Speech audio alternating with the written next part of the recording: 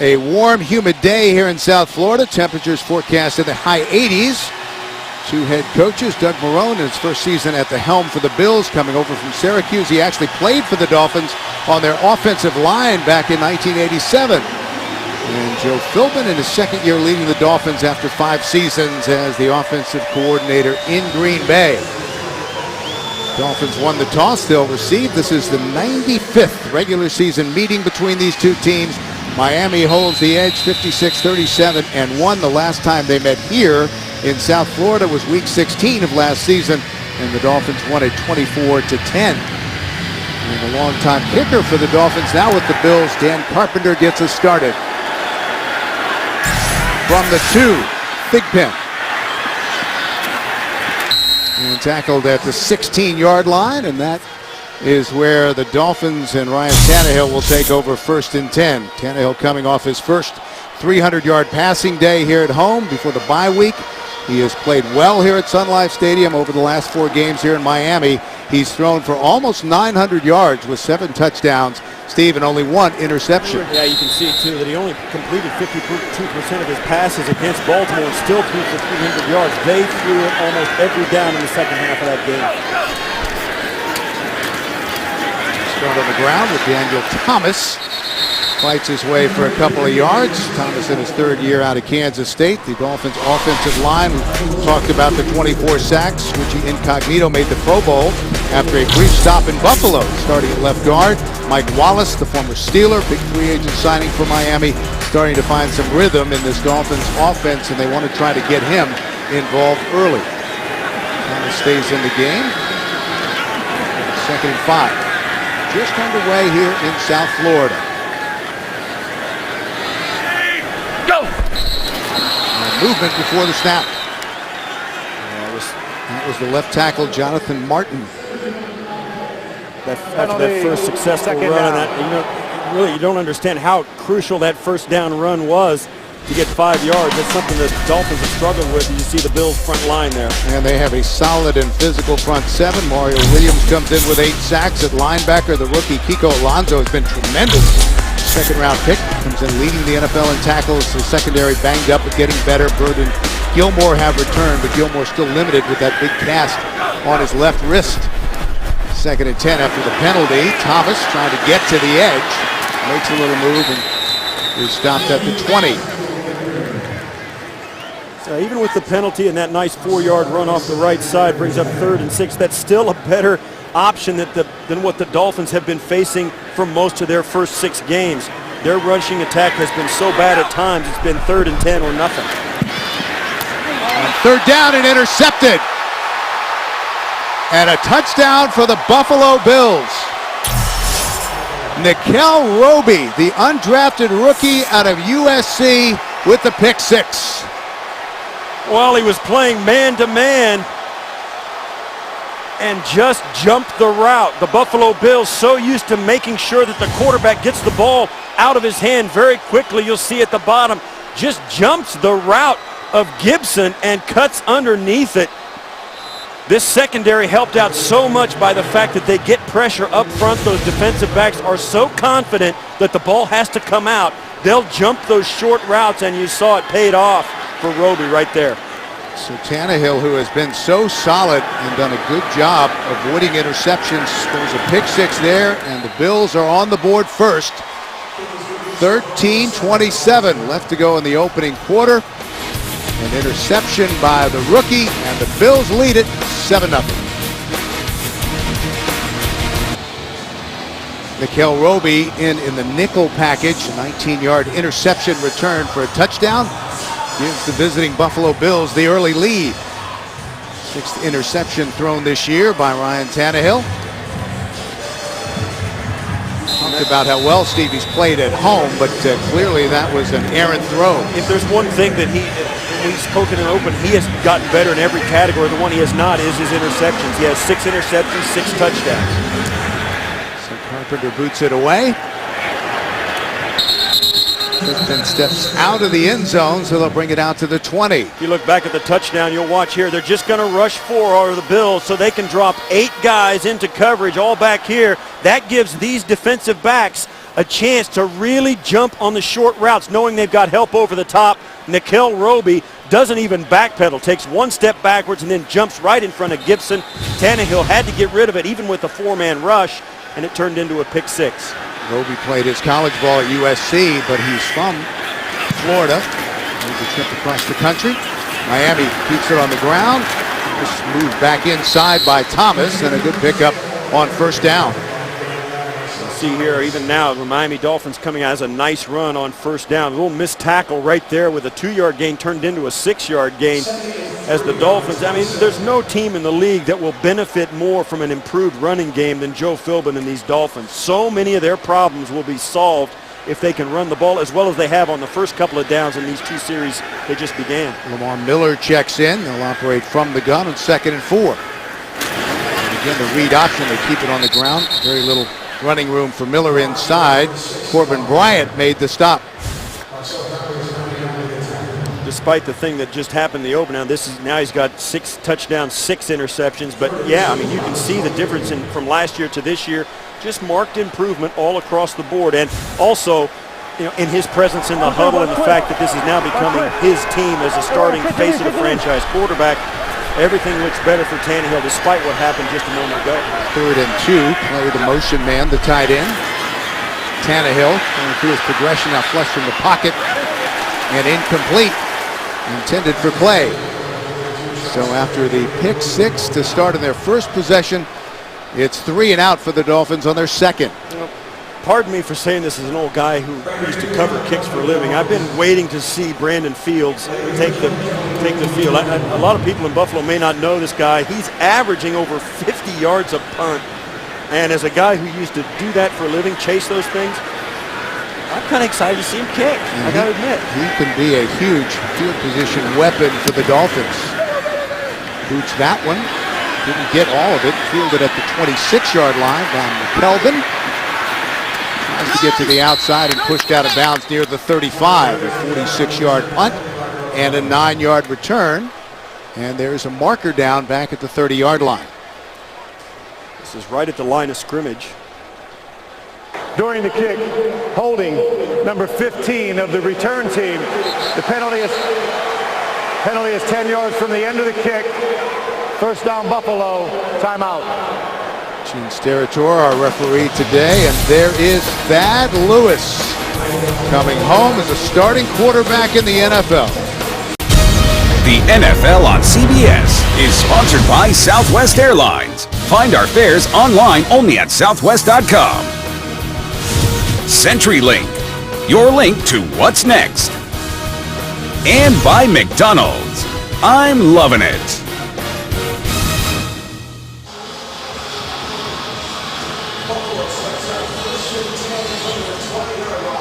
We're back, opening possession for the Bills. They've scored a defensive touchdown, 7-0 Buffalo. 12 minutes left in the first. Thad Lewis, who sustained a foot injury in that performance last week against the Bengals. X-rays were negative, so he's back and starting again this week, and down he goes. Sacked on first down.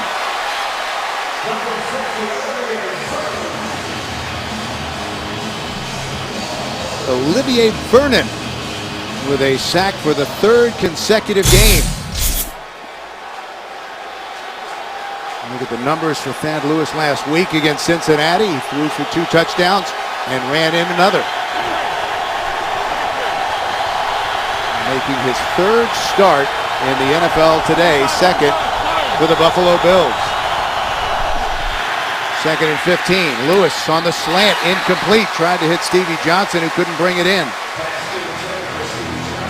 The Bills solid up front. They released Colin Brown this past week. Doug Legursky starts at left guard. Jackson, C.J. Spiller mentioned, one of the best duos in the league. Spiller's been fighting through an ankle injury. Stevie Johnson back after missing last week with a bad back. 3rd and 15.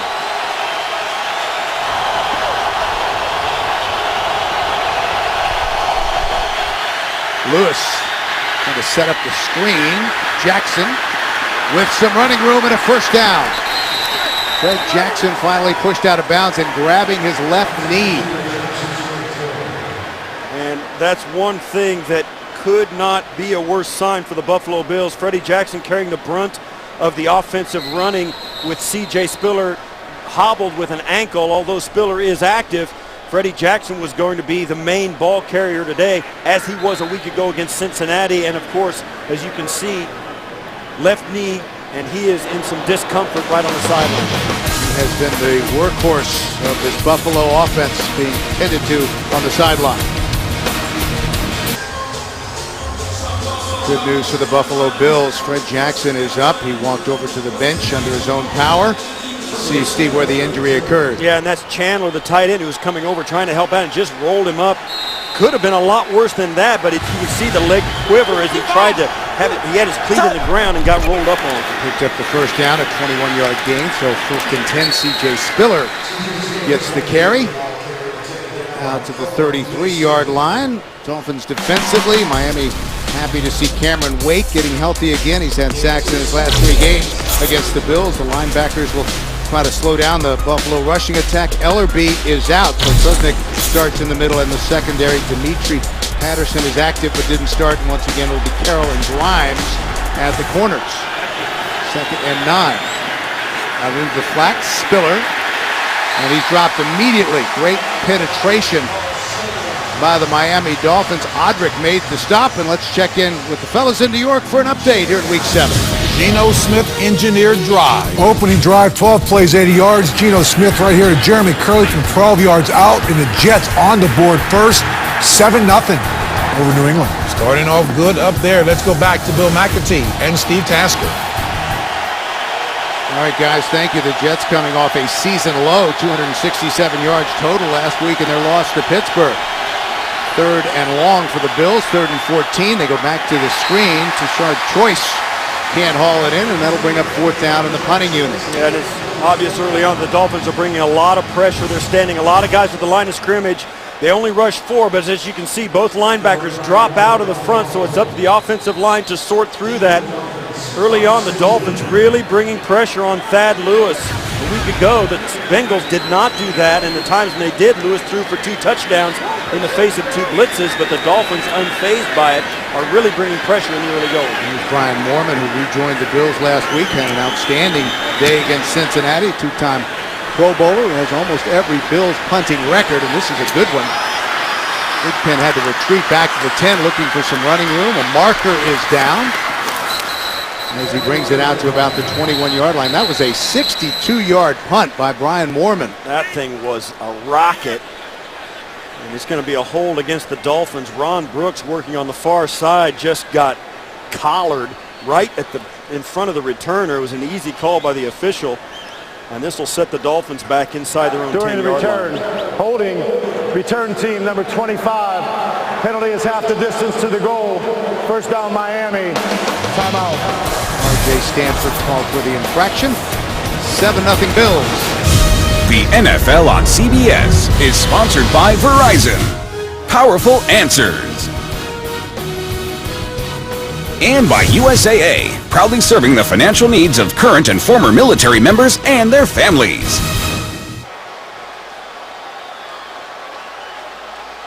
Long field for the Dolphins as they take over at their own 7-yard line, playing its first divisional game today. The only other team in the league who has not played a divisional game yet is Carolina. They will play their first next week when they take on Tampa Bay on Thursday night. Incomplete, intended for Mike Wallace, who's coming off his second 100-yard game as a Dolphin before the bye against Baltimore. 7 catches for 105 yards against the Ravens.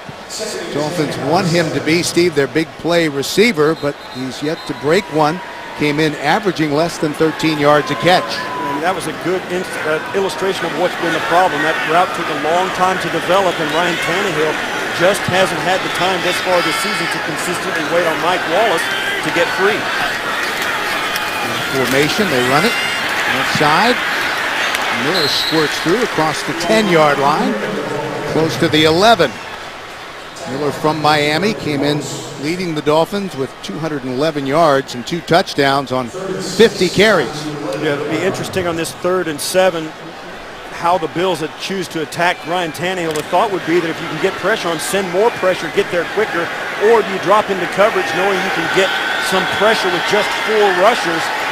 and try and do it that way. And we saw a pick six with just 4 rushes. We'll see if the Bills stick with that again. 3 receivers set. Tannehill from his own end zone. Receiver fell down. That was Hartline and incomplete. An inauspicious series for the Dolphins. Once again, Ryan Tannehill finishes the play, picking himself up off the ground. That one in the back of the end zone, doing what he could just to end that play. You'll watch. That is within 1 step. Two-handed push out the back of the end zone. So we'll see Brandon Fields again, standing about 5 yards deep in the Miami end zone. Reach this one. Good high punt. Calvin, unfortunately, lets it take a Miami bounce.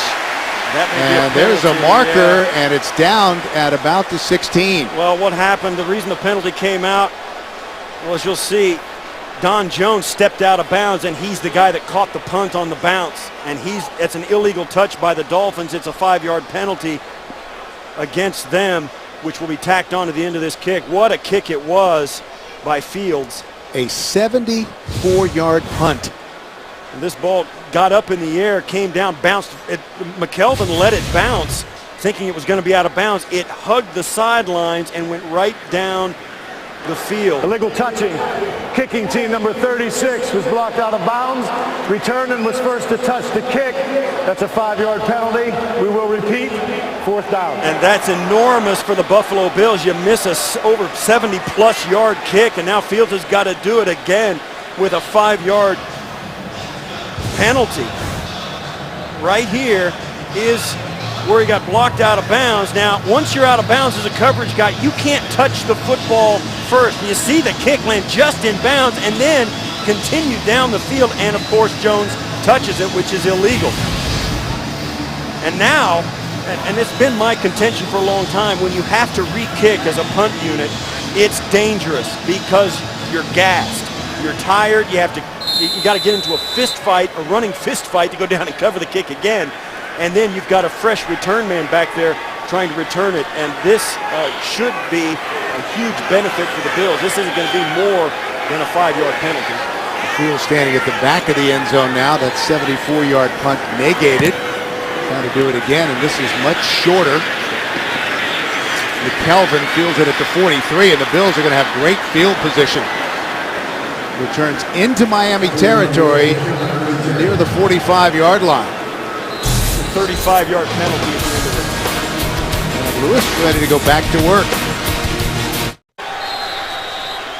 So Jackson back in the game after the penalty, a net difference of 40 yards, and the Bills set up shop at the Miami 44-yard line. Lewis throws on first down. That is a first down to Lee Smith, the tight end. Down close to the 25, a pickup of 19. You know, we talk about how these things go with quarterbacks and Thad Lewis as they attempt to go no huddle here. For the first time, the Buffalo Bills put on the football field Marquise Goodwin and TJ Graham, 2 guys that can really scoot. They send those guys deep, which leaves it open underneath to big guys like Lee Smith, and that's one of the things the Bills have not been able to do thus far in the season, get all their wide receivers and all the speed they drafted on the field. Spiller has checked in, and he gets it on first down. Bounces it to the outside. What a run by C.J. Spiller, and another first down for Buffalo. As you can see there, C.J. Spiller having trouble slowing down out of bounds. He motions for his help, and that'll send Tashard Choice onto the field. Both these running backs for the Bills, Jackson, of course, we saw earlier have to leave the game, and Spiller just not 100%. Now they're gutting it out and giving everything they've got, but they're compromised physically, and their production's going to suffer because of it.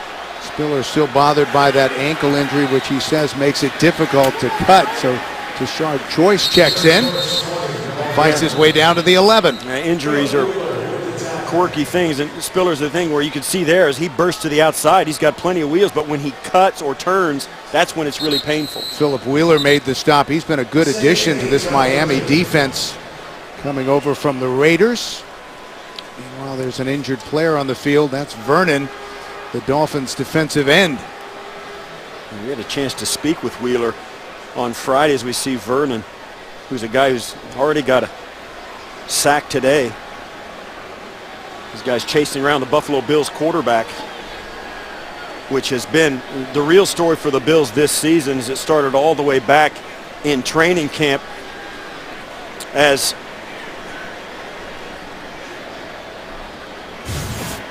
it started all the way back when they signed Kevin Cobb and drafted E.J. Manuel in the first round. Those are the guys who they expected to take just about every snap during this football season. Of course, Kevin Cobb gets hurt in the preseason. E.J. Manuel named starter and was progressing nicely, then took a hit in Cleveland, and that led them down the road. Thaddeus Lewis. We talked to Thad Lewis yesterday. He knows this is his chance. 4 years of sitting in meetings, watching film, standing on the sideline, running the other team's offense. He knows he was a long shot even to get this opportunity. So trying to take full advantage of it with E.J. Manuel still 4 to 6 weeks away from returning. On second down, Lewis to his tight end, Chandler, driven back at the 5. That's going to be close to a first down. It looks like it's going to be just short. Sean Jones, the safety, made the stop. And this near third leading tackler. And is there, excuse me, Bill, they're in the third early going. The Bills tight ends showing up in a big way. And this crucial third and very short is something the Bills need to be better at. Choice, and he's got a first down. It'll be first and goal inside the 5 for the Buffalo Bills, already leading 7-0. You know, I don't think Choice is the choice for the Bills. I think Freddie Jackson is their normal short yardage goal line. He's the guy, as you see him come into the game, he's the guy that has the knack for the inside running and getting every inch out of a run. And yet, because of, I think, the fact that he had to leave the game once, now Spiller's out, I think Shashard Choice is going to have a much greater role today as this game wears on. First and goal, the delay, touchdown. Fred Jackson.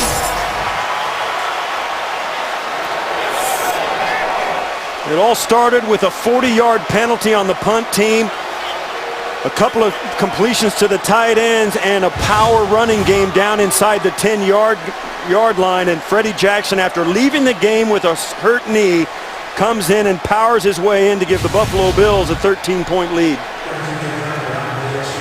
5th rushing touchdown this season. Came in with over 500 yards from scrimmage and 32 first downs, and he has been really the go-to back for the Buffalo Bills, with Spiller nursing that injured ankle. Carpenter with the extra point against his former teammates, and the Bills out quickly, 14-0 here in Miami. Short field for the Bills. They go 44 yards in 6 plays, capped by the 3-yard touchdown run by Fred Jackson, 5th rushing touchdown this season. And the botched punt coverage was a huge gift. Unable to take advantage of that 70-plus yard punt because of the penalty. And it ended up being a net difference of 40 yards of field position. That's a punt in and of itself. They lost an entire punt play with a mental mistake on punt coverage. Carpenter ready to kick it away with a 14-0 lead for the Bills. 5 yards deep in the end zone. Thigpen takes a knee, and they'll bring it out to the 20. Well, the NFL lost one of its real legends this past week. Bum Phillips passed away Friday at the age of 90. He coached the Oilers from 75 to 80.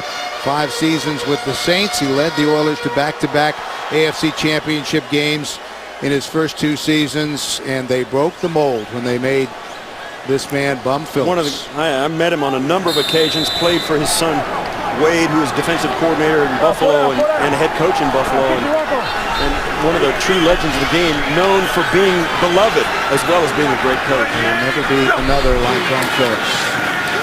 First down, Tannehill.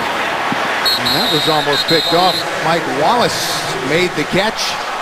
And now McKelvin had a great break on the ball, and now they're going to say he didn't control it before he went out of bounds. Incomplete.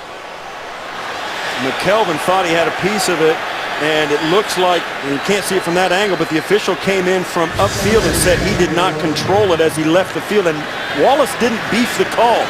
I was surprised. Tannehill 0 for 5 with the interception that was returned for a touchdown. So not a good start for this Dolphin offense, which relies on the pass. 2 Second and 10. Play action. Tannehill rolling out. Trying to find someone open. Throws it into the field to Wallace, who makes a diving catch near the 40. That makes up for the play just a moment ago as Ryan Tannehill moving out of contain and the Bills losing contain in the pocket. Wallace being Yotis McKelvin not really respecting his speed, kind of waiting for him to break his route off. Does a nice job as everybody's covered up. Tannehill throws it back inside, and Wallace making the great adjustment from his years in Pittsburgh, doing that a lot. With Ben Roethlisberger. 28, go, go. So first and 10 from the 38, to the ground for the Dolphins. Running room inside, a nice effort by Thomas. And once again, let's go back to JB and Coach Gower in New York for an update. Patriots D helping out. Yeah, Geno Smith, he had 3 picks in the first meeting. Right here, Logan Ryan steps in front, the rookie from Rutgers, coming back home, takes it 79 yards for the touchdown. That puts New England up 14-7. Getting it done all the way around. Back to Bill and Steve. Thank you, guys. Patriots came in leading the AFC East by a game and a half over Miami. Second and short, power I formation for the Dolphins. Keep it on the ground, over left tackle. Thomas, and he's got a first down for the Dolphins near midfield. Moats made the stop. Yeah, this running game for the Dolphins has been really a high note for them today, has really been effective. And over the bye week, there was a lot of clamoring here in South Florida that they would change their lineup. Mike Sherman would insert other players, but in fact today they actually deactivated Danny Watkins and also some other offensive line as well, Daniel Dallas Thomas. So they're sticking with this lineup, and it appears to be the right move today. Tannehill with time. That is caught by Hartline for another Miami first down. And there's a marker down near where the tackle was made.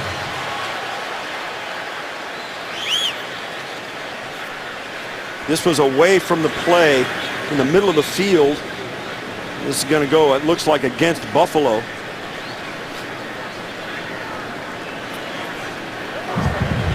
Personal foul, unnecessary roughness. Defense, number 50, 15-yard penalty after the end of the run. First down. They call that on the rookie, Kiko Alonso. And he doesn't know why that was called. Look at him. He doesn't know what's going on. He's got a big question mark on his face about what did I do? And they might have gotten the number wrong. We'll see if we can get a look at the end of that play because the flag was away from where the receiver caught the football. So 14 yards on the play, plus 15 with the penalty. I'll admit, I did not see anything like that happen. Penalties have been a problem for the Buffalo Bills. Second most penalized team in the National Football League. Again on the ground. Thomas fights his way for 4 or 5 yards. Berg made the stop. Jarris Berg inactive for the first 5 games before coming back last week, a big part of this Buffalo secondary. And sometimes what happens when you get a player like Jarris Berg, a player of his caliber back, you think everything's going to get better right away. Well, in fact, it takes him, he's running a new defense than he has earlier in his career. It's going to take him some time to get acclimated as well. So it may not be the cure-all for the Bills secondary to have their best player back in the game right away. Dolphins have been very good in the red zone. 2nd and 5. Tannehill, the slant. Gibson can't hang on.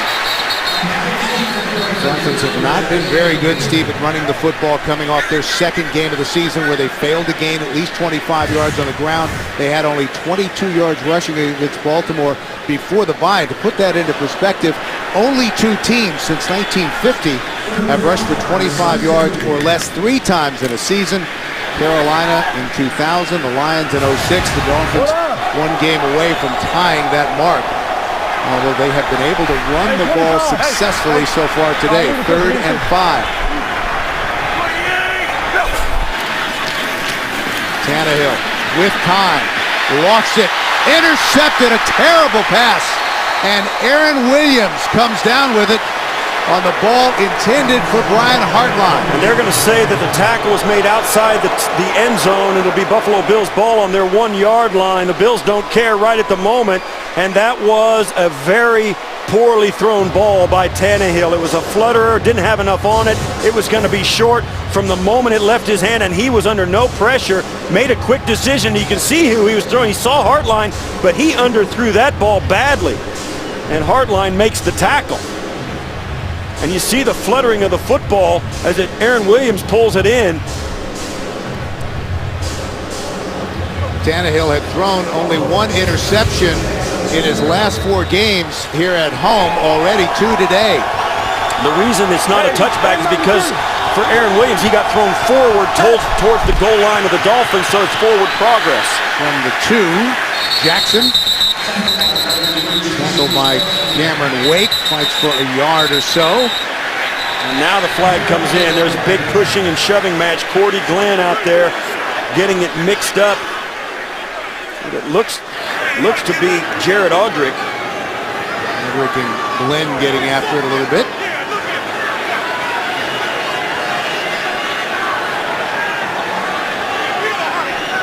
Chiefs territory talking it over.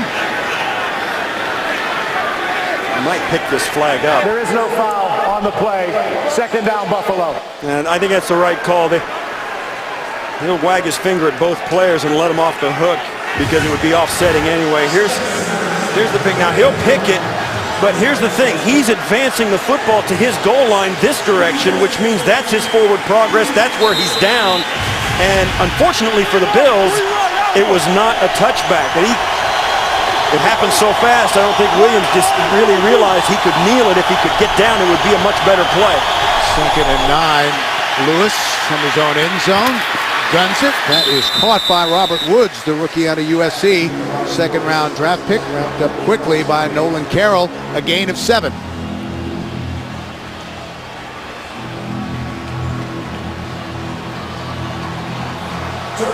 Robert Woods came in with 18 catches for 274 yards, 2 touchdowns. You talk to player personnel people from around the league, they said Woods was probably the most NFL-ready wide receiver coming out of college this year. 3rd and 2 for the Bills. They lead it 14-0. Lewis with time. Stevie Johnson, first down, and he's loose and finally out of bounds at the 24. A gain of 14 yards and a first down for Buffalo. And you saw me circle the 3 wide receivers at the top and bunched up. One of the reasons they do that is it gives them some help in discerning with the man coverage. It gives problems to the secondary. It also helps them with their protection. One of those receivers could come off and chip, and they do that to give one extra look to the defensive front of the Dolphins. And they also get some benefit of it as Stevie Johnson comes open. From the 24, a delay and a mix-up. Spiller trying to get to the outside, and he'll lose a couple yards, pushed out of bounds. Olivier Vernon back in the game, a loss of 5. And C.J. Spiller once again asking for some help as Tashard Choice comes back on. Miami Dolphins had the Bills bottled up inside their 5-yard line, and now get them into a 2nd and 16. This is a 2nd and 15. This is a point where the Dolphins really need to make a stand defensively to break the momentum that the Buffalo Bills have grabbed here in the first quarter. Lewis under center. Choice in the backfield. Short drop. Finally throws it out to him. The ball is on the ground. That might have been a lateral. So Choice wisely covers it. Might have been a lateral incomplete pass as well. The ruling on the field was a backward pass. Muffed and recovered by Buffalo. 3rd down. There you go. Good call by you. And you see this. Yeah, that would have been an incomplete pass, but because, as you heard, it was backward, it's a live ball, and Choice alertly gets back on it after he muffed it. This is the end of the first quarter. So that's the end of the first quarter. 14-0 Buffalo. Will return to Miami after these messages. You're watching the NFL on CBS. Thad Lewis grew up just 4 miles away from Sun Life Stadium. As a Dolphins fan, watched all the games on TV. Remember seeing Dan the Man and those great Marino-Kelly duels. He has 16 tickets for today's game. His mom, Renee, who now lives in Dallas, is here as well. Facing a 3rd and 20. And he comes on the blitz, trying to set up the screen to Jackson with some running room, but well short of the first down. Philip Wheeler made the stop, and that'll bring out the punting unit. And that's the stop the Dolphins needed after dropping 14 points, one on a pick six, and then a sustained drive by Buffalo after a bad penalty on a punt. Team gave them a short field. They're looking at a 14-point deficit and have had the ball turned over twice by Ryan Tannehill. The defense needed to stop this Buffalo offense to give their own offense a chance to get something going. And then back with the Bills, he punted for almost a 50-yard average last week against Cincinnati. Gets this one away. Big pin from the 31. And wrapped up at about the 37-yard line. Just a 39-yard punt just underway in the second quarter here in Miami. 14-0 Buffalo as the Dolphins take over at their own 38-yard line. Tannehill, who's thrown 2 interceptions already today out of the shotgun. Gives it to Lamar Miller with some running room inside. Miller. And a big gain all the way down to the 32-yard line of the Bills. McKelvin finally brought him down. Well, he just got the Bills defense moving this direction. He cuts right up behind them and then just weaves his way through. Great job up front by the offensive line of the Dolphins. The Bills defenders slanting to the right. And then running back slanting back to the left. Is down. They run the reverse. Wallace trying to get it to the outside and does. Down to the 20. Stephon Gilmore made the stop, a gain of 12. Well, the Dolphins watched the Buffalo Bills play the Cincinnati Bengals last week, and the Bills were really hurt by big misdirection plays and wide receiver screens. Mike Wallace, one of the most dangerous athletes in the NFL if you can get him in space, and this little 10-yard run, I mean, when he gets the ball in the backfield, people really hold their breath because he's a home run waiting to happen. And the Dolphins quickly downfield. First and 10 from the Buffalo 20. Go! Short drop, Tannehill completes it out to Hartline, who's dropped inside the 15 down to the 13 by Gilmore. Now, fantasy football fans, check out CBSSports.com Player Challenge, a new 4-week game with a cash prize in every league. See rules and sign up at CBSSports.com/challenge. Dolphins threatening 2nd and 3 after the game at 7.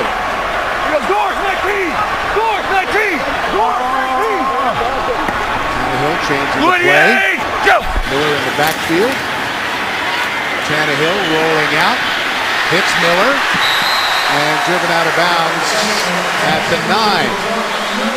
And Miller did a nice job, and so did Tannehill. Manny Lawson banged into Miller as he tried to release and took him out of his route. Tannehill, with his speed, kept the play alive and then finally did get the ball to Miller. Watch there as Lawson kind of whacks Miller, and Miller uses the momentum to get away from Lawson and get the first down. Tannehill, patient, stayed with it, knew he could throw it away. If it didn't develop that way, it made the play with his legs. Already with 78 yards rushing today. They had only 22 the week before the bye 2 weeks ago against the Ravens. Tannehill from the gun, and he's going to run it up the middle. Fights his way to about the 12-yard line. Kyle Williams made the stop. Miami has been very, very good in the red zone this year. 14 trips inside. They've scored on every red zone possession, 10 touchdowns, so they know how to finish it up. Even without a running game, this is a team that has been very good when they've been in scoring position. He got it down to the 7-yard line. It's 2nd and goal for Miami. Trailing 14-0. Empty backfield. 4 receivers set to Tannehill. Quickly out into the flat. That's caught by Clay, the tight end. And touchdown, Miami.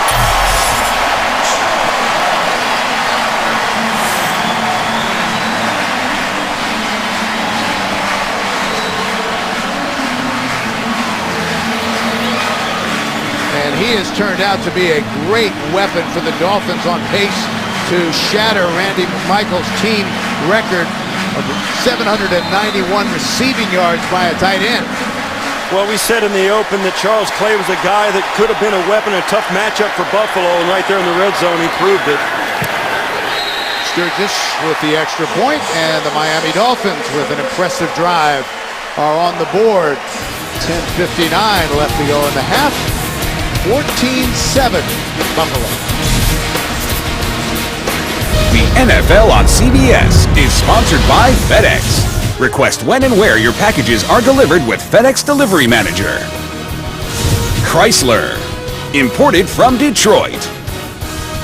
And by State Farm. It pays to double check. Talk to your agent today.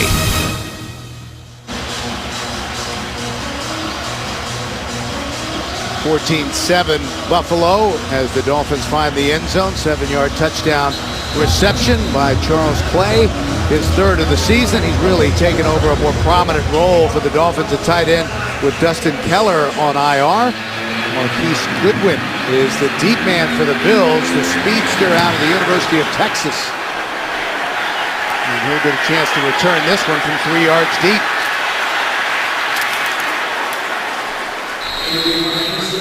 And Steve, let's take another look at the touchdown. Well, the problems start pre-snap for the Bills. Jerry Hughes and Mario Williams have to switch sides because of the strength of the formation. They leave Charles Clay open, and he gets forgot. They bring pressure off the slot, and nobody can get there to pick up Clay. Confusion in the Bills secondary leads to an immediate touchdown.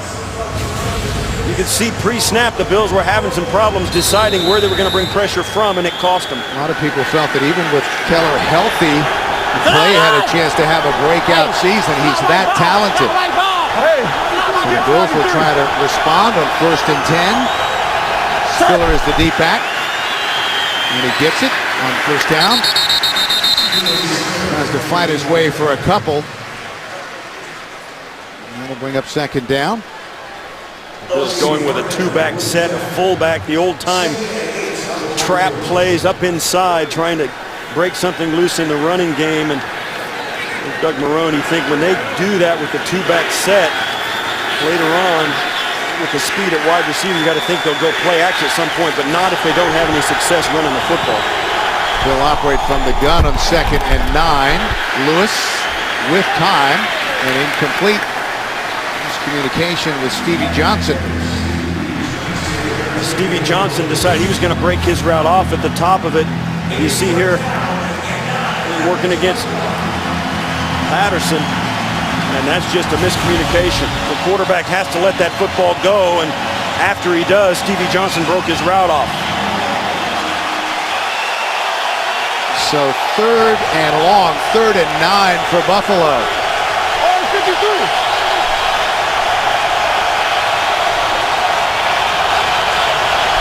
Tight formation for the Bills. Lewis underneath Graham, and he stopped short of the 1st down. Rashad Jones made the stop. You can feel the momentum of this game changing, where early on it was with the Buffalo Bills with the pick 6 for the touchdown. Now the Dolphins defense is finding itself and settling in, stopping this short pass for the 1st down and forcing the Bills to punt once again. Marcus Thigpen back deep. Had a 72-yard return for a touchdown for the Dolphins last year. Foreman, good high punt. Good catch called for and made at the 29-yard line, a 43-yard punt. An impressive scoring drive by the Dolphins on their last possession. They take over 1st and 10 from their own 29-yard line, trailing 14-7. And Tannehill trying to put those 2 earlier interceptions behind him. Black woman. 28. Go. Formation on 1st down. Been able to run the ball successfully. Thomas bangs inside, a pickup of 1. Darius made the stop. 2014 Pro Bowl balloting is open, and unconference for the first time ever. You can vote for the best players regardless of conference. Then Pro Football Hall of Famers Jerry Rice and Deion Sanders will draft unconference teams as alumni captains. Vote now for your favorite players at NFL.com/Pro Bowl ballot. 28, go! And call it 9 with Miami. Tannehill, lots of time, guns it to the sideline for Hartline and makes the catch short of the first down. Great protection for Tannehill as Hartline on the outside, working really hard on the outside, being guarded by Aaron Williams. Has to come back and then loses his footing. Had the first down and then lost it trying to turn it upfield. Brings up a 3rd and 2, but really hard work for a wide receiver. Getting really physically treated by the corner, Williams, on the outside. Dolphins will try to convert this 3rd and 3. Here midway through the second quarter. Hartline is the motion man. Here's a showing blitz. Here they come up the middle. Hartline really threw that away. Intended for Lamar Miller, but it wasn't close, and that'll bring in the punting unit. And Brian Hartline, really the guy that really carried the load last year with 29 receptions to this point through the first 5 games, but that's really belies how important he was, because the Dolphins this year have 4 guys with 20 catches. Last year that was not the case, and you see, of course, the yards are different and the yards per catch, and that's a kind of a nod towards the problems they've had in their run game and pass protection rather than his ability. 4th round pick in 2009, considered one of the best pure route runners in the league. Good high booming punt. Kelvin making the fair catch at the 16-yard line. So Thad Lewis will go back to work. The Bills lead at 14-7. The NFL on CBS is sponsored by Quicken Loans.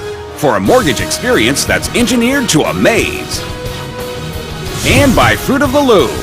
Start happy.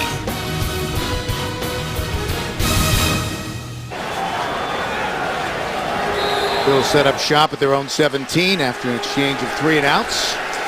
Buffalo leads at 14-7. 2 wide receivers set for Lewis. Straight back out into the flat. Spiller. And there's a marker down near the line of scrimmage.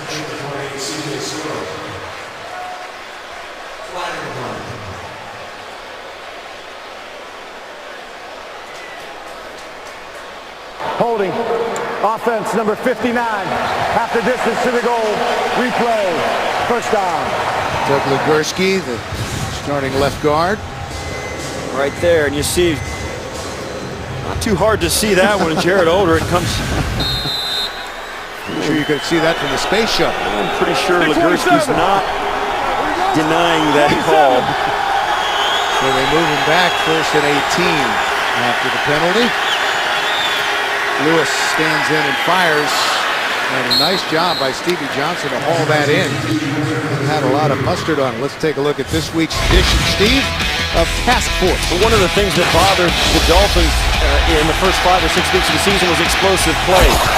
You see here as the defense trying to loses their gap control, and with a 2-back set, the fullback comes up, picks up the safety, and it turns into a long run. That's one of the things that the Dolphins have really struggled with. They'll play great defense for a lot of the game and then have a misstep like that really hurts them in the long run. Empty backfield. They've only allowed 19 yards rushing. Lewis hit as he releases the football, and it's picked off. Lewis is hurt. Lewis is down on the turf. Chris Clements with the interception. He got hit as he released it, as you could tell by the way the ball floated out of there. They got pressure. This is Oldrick coming off from inside, and he right there gets him. On the field is an interception, with the intercepting team down by contact on the 31-yard line. First down, Miami. Yeah, there's no question. It looks like a clean interception to me. Clemens came up with it. Clemens, who is a guy who was a really question mark coming into this game, didn't know if he was going to be healthy enough to play, and he comes up with the interception. But just enough of Lewis's arm. You see the ball just comes out. And there's no question. That's a good catch by Clemens, an interception going the other way. Clemens in his 5th year out at Clemson, so an interception by the Dolphins and a real opportunity, trailing by 7. Go, go! Miller tries to find some running room, picks up maybe 1. Bird made the stop. It's Miami. I think this, after a turnover like that, that's a perfect opportunity to pull the football out of the running back's stomach and try and hit one deep down the middle. I mean, you really want to go for it right after a turnover of that nature. But Miami, with all the momentum right now offensively, and defensively in their side of the football, look for them to really take a shot to get into the end zone. 2nd and 8 from the gun. Trying to run it to the outside. Good penetration by the Bills, and Mario Williams drags him down from behind, and we're going to have a horse collar. There's a flag down. And they're saying it was a horse collar or perhaps a hold. This was the lead official threw it from across the field. No foul for horse collar tackle. 2nd down, 3rd down. Well, that's what he thought he saw. There were 2 guys standing right there, and they didn't call it. Now, if he gets the jersey, which is what he's got right there, that's not a horse collar, and that's a good no call. See, if he gets inside the collar, that's a horse collar. This, he had the jersey, and even if he does grab a handle inside or an edge of the pad underneath the jersey, that's okay. Loss of 4 on the play, so that brings up 3rd and 12 for the Dolphins. Bills are showing blitz, and here they come. Tannehill had to get rid of it quickly. Threw it into the turf, and that'll bring up 4th down. Foul for intentional grounding. Number 26 was in the area. 4th down.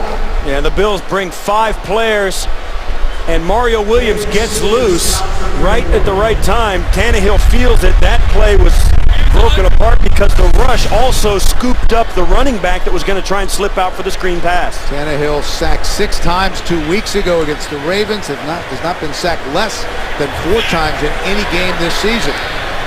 So we'll see Sturgis, the rookie kicker, and it deflects off the uprights, and the 51-yard try is no good. Sturgis was wide left at the very end of the game to send it in overtime last week, so 2 misses in a row for him, and that's a slump for a guy who's really gotten off to a great start in his career. This ball moved because of the wind. You see the flags at the top were both moving to the right, and this ball looked like it was going through and then got pushed about 2/3 of the way there, just to the outside edge of the upright. He hit that pretty good. I think he liked the way he hit it, and I think it got pushed by the breeze up high in the stadium. Rookie 5th-round pick out of the University of Florida. He had been perfect this year going into that 57-yarder with time running out 2 weeks ago against the Ravens, but the second missed field goal from over 50 yards, and the Bills take over. Summers, the big fullback, rumbles forward and into Miami territory. And that's just what we talked about in the task force, except this time they give it to the big fullback, which is a tendency breaker for the Buffalo Bills.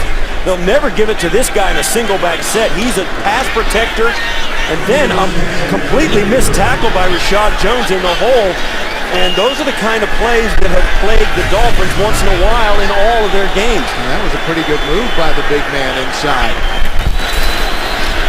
The delay, and there's absolutely no running room there.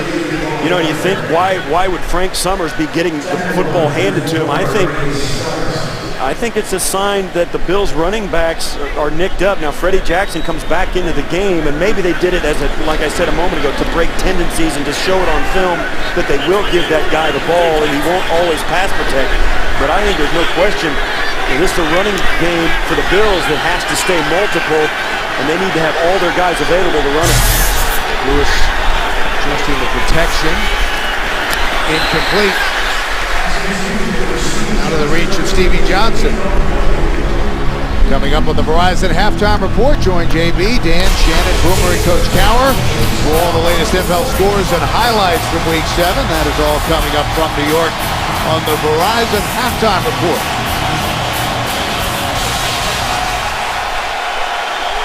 Third and 12 for the Bills. They lead it 14-7.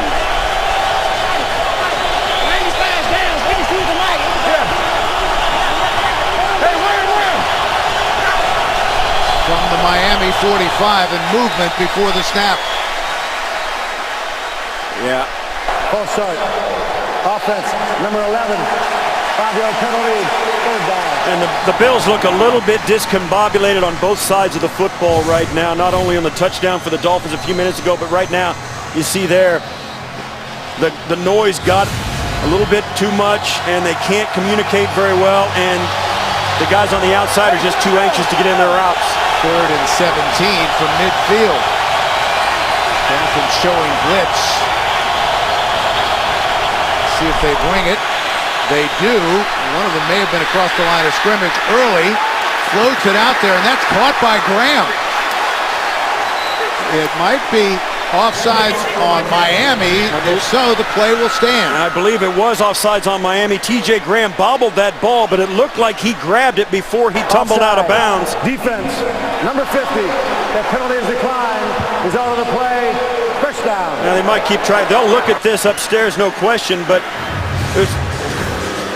as Graham comes out, you'll see the guy on the line of scrimmage, number 11. He'll break right to the sideline. This ball will drop in right over the top of Patterson, and he did bobble it once, but he gets control of it before, and he doesn't move. That's a good catch by Graham, and a great call by the official. There's a threatening here on first down. Jackson in the flat. Run out of bounds at about the 17 by Rashad Jones. That was good for 4 yards. And at this point, Thad Lewis, 11 of 16 for 127 yards. And the interception, which was really, it wasn't his fault. It was a protection breakdown that led to his arm getting whacked. Ryan Tannehill not having the kind of day he envisioned going against this Bills team. Another impressive performance so far from the man who 2 weeks ago was on the Bills practice squad. 2nd and 6. Coming again on the blitz. And Lewis hit as he released the football, incomplete. Deion Jordan, the rookie, first-round pick out of Oregon, hit him as he let go of the football. Deion Jordan is going to be a great player for a long time. He was in the middle of every significant play against the Baltimore Ravens. He had his hand on the Joe Flacco interception that turned into a pick six. He is a pass rusher that is really going to have a great career, has a great career ahead of him. Dolphins moved up to get him as the 3rd player taken overall last April after that outstanding career at Oregon. So 3rd and 6 for Buffalo. Lewis, and he's sacked. The ball comes out. And Lewis may have been able to gather it back in. And right now, the Bills are really struggling to pick up the pressure of Miami. They had seemed to get a handle on it early on as the plan became apparent that the Dolphins' plan was to really get after number 9 of the Bills. And now, once again, the Dolphins making some adjustments up front and still bringing the pressure, and it's getting home. Randy Starks was the man who knocked it loose. And the reaction is for Dan Carpenter, the former Dolphin, now kicking for the Bills. And his reaction to that is to drill a 39-yard field goal. 3:14 left to go in the half, and the Bills extend their lead 17-7. Back in South Florida, and if you think bungee jumping into icy waters is amazing, you've got to see the Amazing Race tonight after 60 minutes. Only CBS. So the Bills drive it down the field, able to come away with 3 points, and they lead by 10. 30-yard pass to T.J. Graham on 3rd and 17, the key play there. 39-yard field goal by the former Dolphin. And he's ready to kick it away.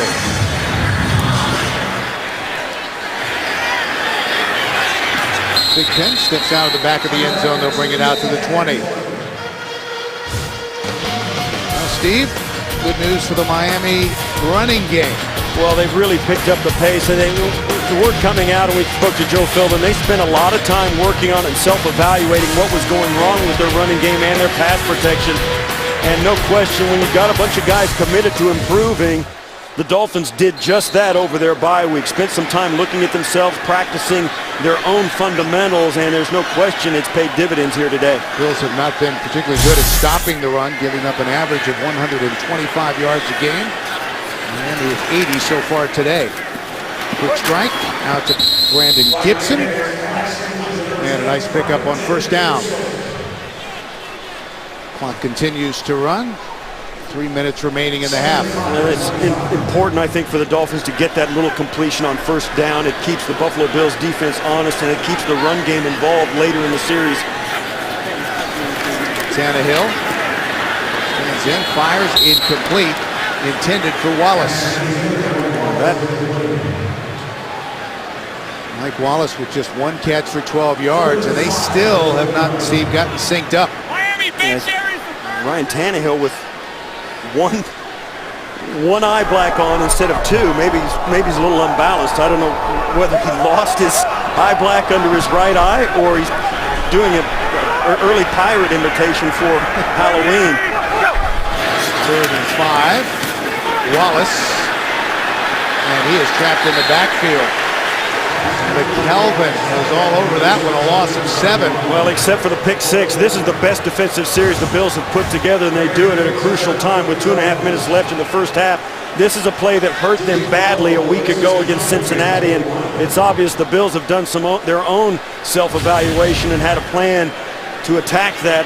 No more dangerous a player to throw it to than Mike Wallace, but the Bills were all over it. So Brandon Fields come in to punt once again, standing back at his own 3-yard line. McKelvin, the deep man for Buffalo. And to let this go down to the 2-minute warning. This is the 2-minute warning. It's the 2-minute warning. 17-7 Bills. The Bills with all of their timeouts remaining as Brandon Fields comes out to punt it away.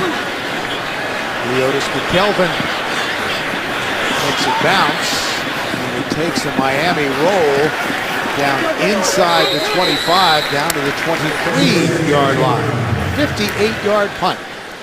Coming up on the Verizon Halftime Report, join JB, Dan, Shannon, Boomer, and Coach Cower for all the latest NFL scores and highlights from this busy Week 7.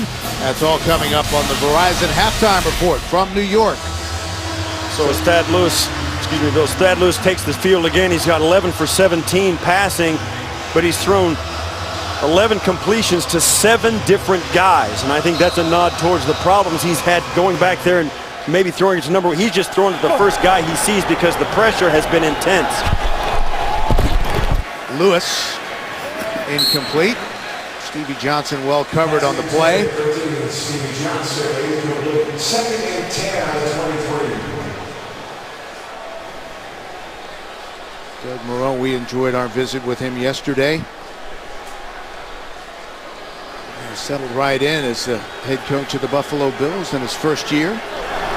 Coming over, didn't have to go far, coming over from Syracuse. 2nd and 10, Lewis underneath and incomplete. And Fred Jackson got leveled by Philip Wheeler. Yeah, and this is a couple of pretty ugly offensive plays for the Buffalo Bills. It answers 3 pretty ugly offensive plays for the Dolphins. All of a sudden, these 2 defenses are taking over this football game. And with the Buffalo Bills throwing incompletions with 1:40, they're going to give the Dolphins back the football with a little bit of time on the clock if they don't get something going here on 3rd and 10. Dolphins also with all of their timeouts remaining. Don't be shocked if the Bills may hand this off. Lewis, one-handed grab made by Jackson, and he's dropped at about the 30-yard line, and quickly Miami takes a timeout. Jelani Jenkins made the stop. Miami, a 30-second timeout. And Fred Jackson is hobbled, working his way to the sideline.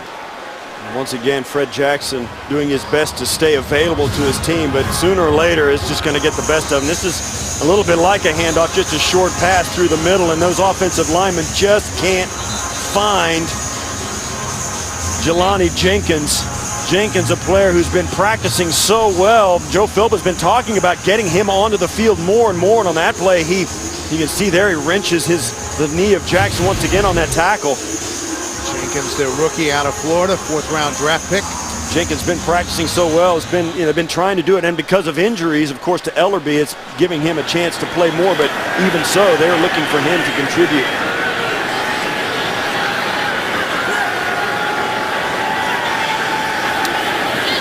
Foreman, punt. Moves up to field it and dropped immediately at the 24-25 yard line. A 44-yard punt. Marcus Easley was down in a hurry. You'll see why millions of fans have followed Person of Interest to its new night and time. Don't miss a new episode Tuesday at 10, 9 Central. Person of Interest only. CBS. 17-7 Buffalo. That's quick. Dolphins with 2 of their timeouts remaining and 1:25 left on the clock. 33. Doing well running the 2-minute drill. Bills show blitz. And here they come. Tannehill patting the ball and Hartline, and he brings it in. They rule it a catch. That was a great throw and catch. Tannehill sliding away from the pressure, fits it in low and away from the defender. And that's not a catch. That's an incomplete pass, and we'll see if, and that'll be reviewed from upstairs. The previous play is under review. Yeah, Doug Marrone and the Bills have no say over this. This is the upstairs review booth, and they took a look at it as we did and immediately saw as the ball hit the ground on the catch.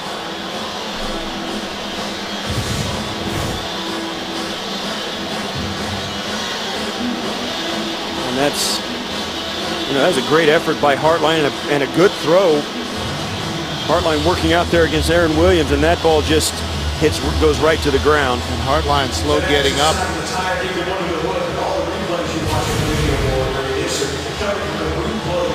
Gene Steratore will wait for word from upstairs. Talk to guys around the league. We go around the league all the time, and this is one of the things they have a problem with, this replay.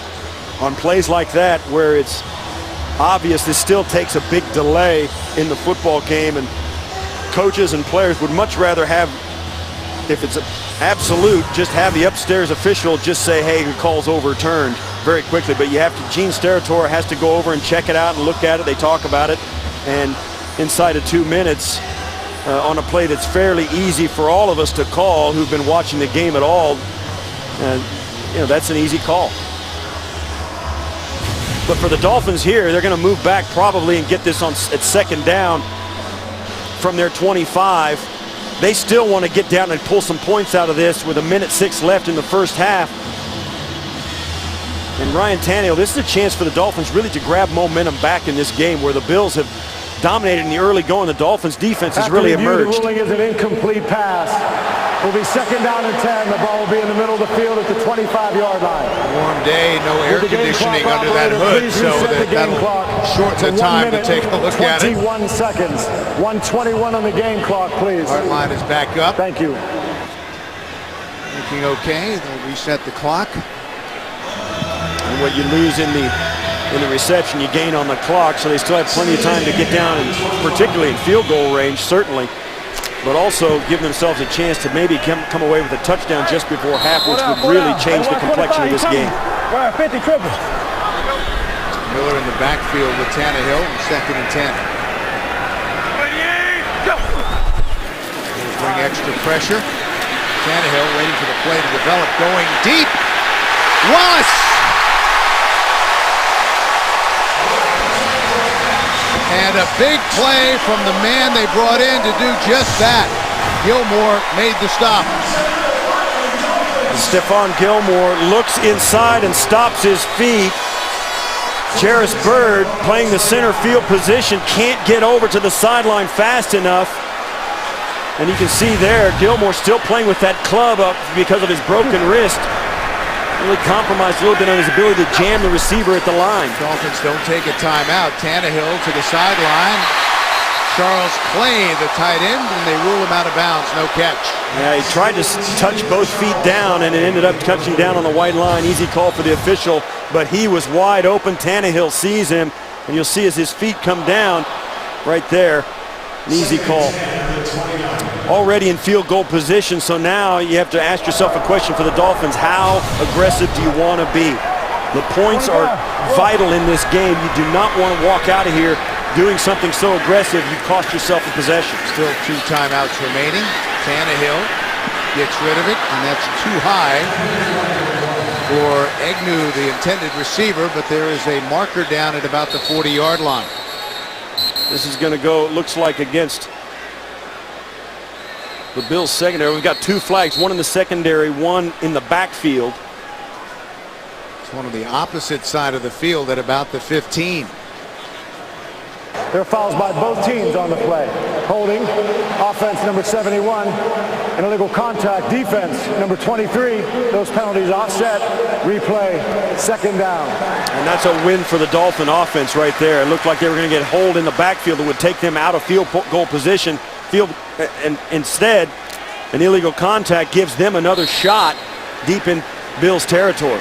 Jonathan Martin called for the hold, the left tackle, but offset by the infraction on Aaron Williams. So 2nd and 10. Once again, 34 seconds remaining in the half. Tannehill lost it. Gibson. Oh, he called it a catch. They ruled that he came down inbounds. Now they're going to come up. The Dolphins smartly will come up and try and get this to the line before they can review this play. And it'll be a question of whether his knee comes down before he has possession or whether he comes down out of bounds. Now he's got control. The previous play. The one knee down.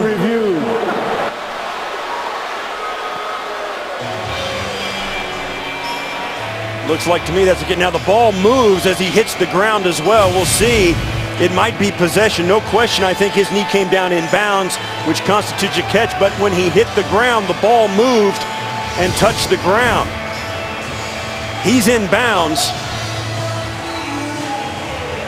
So forget that now. Does the ball move right there and touch the ground? Hard to see. Doesn't seem like it to me. That looks like a good call by the officials. I think this call will stand, even though there is a chance that that ball might have been bobbled as he hit the ground out of bounds. And Tannehill, an interested observer. You can tell what he thinks about it. Another look. When his knee comes down there, that constitutes possession in bounds. And if the ball rolls around in his arm, that's the only question as to whether this will stand as a catch or not.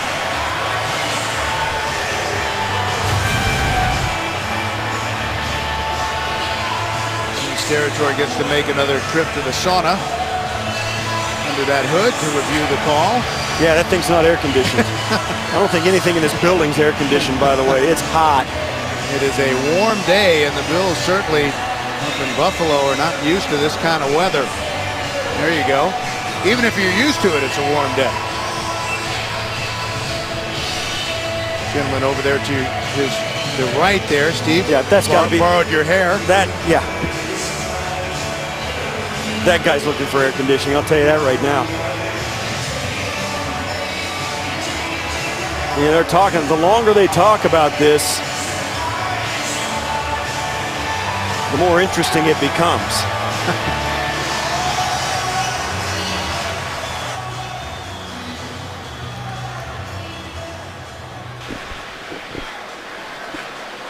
All right. After review, the ruling is a completed catch. The receiver possessed the ball and landed with one knee inbounds. One knee equals 2 feet. Therefore, it is a completion. First down, Miami. That unique NFL math, one knee equals 2 feet, and that's a completion. Yeah, and there's no question about that. The only question was if the ball moved enough in his possession after he hit, and they deemed they either didn't see it or that they didn't have enough evidence to overturn it. And that is a catch. 51. First down, 28 seconds left in the half. Dolphins still with 2 timeouts remaining. Tannehill steps up underneath. Gibson. Touchdown.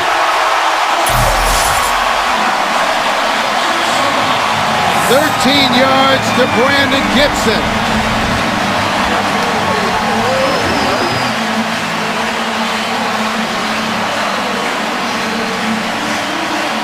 Well, the Buffalo Bills have had hard time getting pressure on Ryan Tannehill, and down deep in Bills territory, Tannehill had all kinds of time to survey the field. The Dolphins spread it from sideline to sideline, and Gibson came wide open right between the hash marks. Sturgis with the extra point, and it's a 3-point ball game. 21 seconds left to go in the half. Watch as Tannehill steps up into the pocket. The Bills with a 4-man rush get no pressure, and Gibson turns it in, makes the great leap from the 3-yard line, Great athletic move to get into the end zone. Almost stuck the landing. Watch this. Well, they don't deduct points off the scoreboard for taking a step on your landing. He has really been the receiver that Ryan Tannehill has looked for, especially to move the chains. Coming in, 15 of his 24 catches were for first downs. That one results in a touchdown.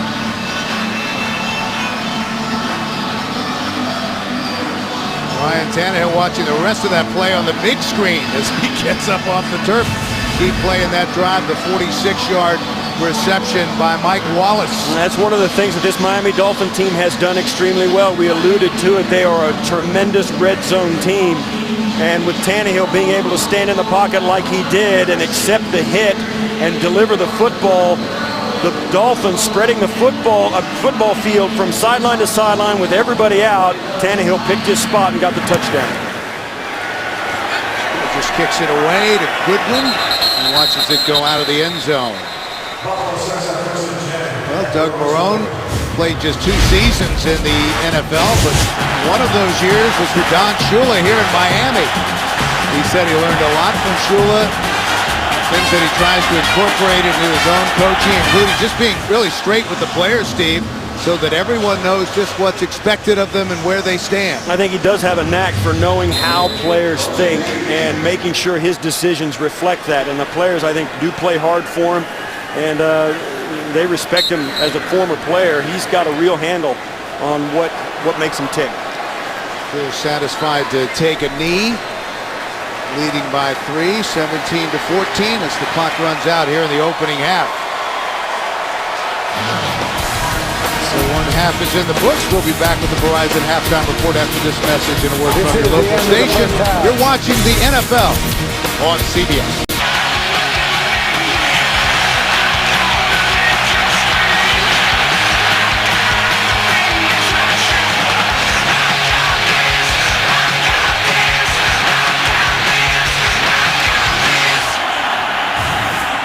Back in South Florida, ready to start the third quarter, 17-14 Buffalo. Bill McAtee back with Steve Tasker. A very entertaining first half, wasn't it? Absolutely, and it's kind of the opposite of what we expected. Miami came in not being able to run the football at all up to this point, have run it very effectively, and the Buffalo Bills, the number 3 running team in the National Football League, can't get anything going on the ground because C.J. Spiller and Freddie Jackson are not 100%. Let's take a look at the first half numbers confirming that.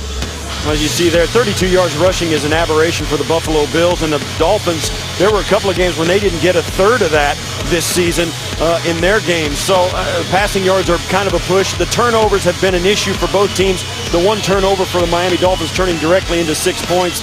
But and the Buffalo Bills actually getting away with a turnover after getting a 3-and-out from the Dolphins and a missed field goal. So if you take away the missed field goal, if they could have put that field goal through, this is a tie football game, and it really feels like a tie football game. It's a very tight contest. And Diet Pepsi encourages fans to bid on pink gear to benefit the NFL's A Crucial Catch campaign. Show you're fan enough by visiting NFL.com/auction to bid for pink. Dolphins trying to move their record to 4-2 today. That would give Miami their best start to 6 games in a decade.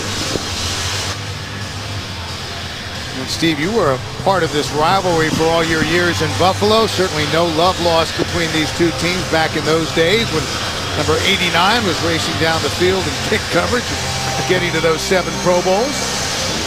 Bills will have it to start the second half. That flies out of the end zone. They'll bring it out to the 20. Look at our quarterback comparison. Both these guys have struggled. I think the reason that they have is because of the pressure that both defensive fronts have been able to put on them. They've both been under duress. Tannehill got a shot right even on his touchdown pass just before halftime. Thad Lewis actually coughed the ball up with a hit in the pocket and was slow getting up one time. So both these guys are getting harried, and that's why the passing yards are not what these two guys would like them to be.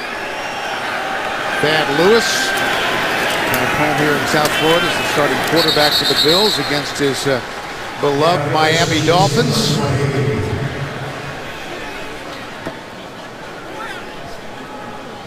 Thad Lewis in the game at quarterback, and Philip Wheeler. They faced each other in college. Philip Wheeler with Georgia Tech, and there were a lot of NFL players on that side of the football. He's Thad Lewis told us they hit me so many times. And Philip Wheeler, after one of them, said, "You've been hit so much, I'm going to help you up." Both of them remembered the game. Philip Wheeler, a good addition to this Miami defense. To Spiller. Can't get loose.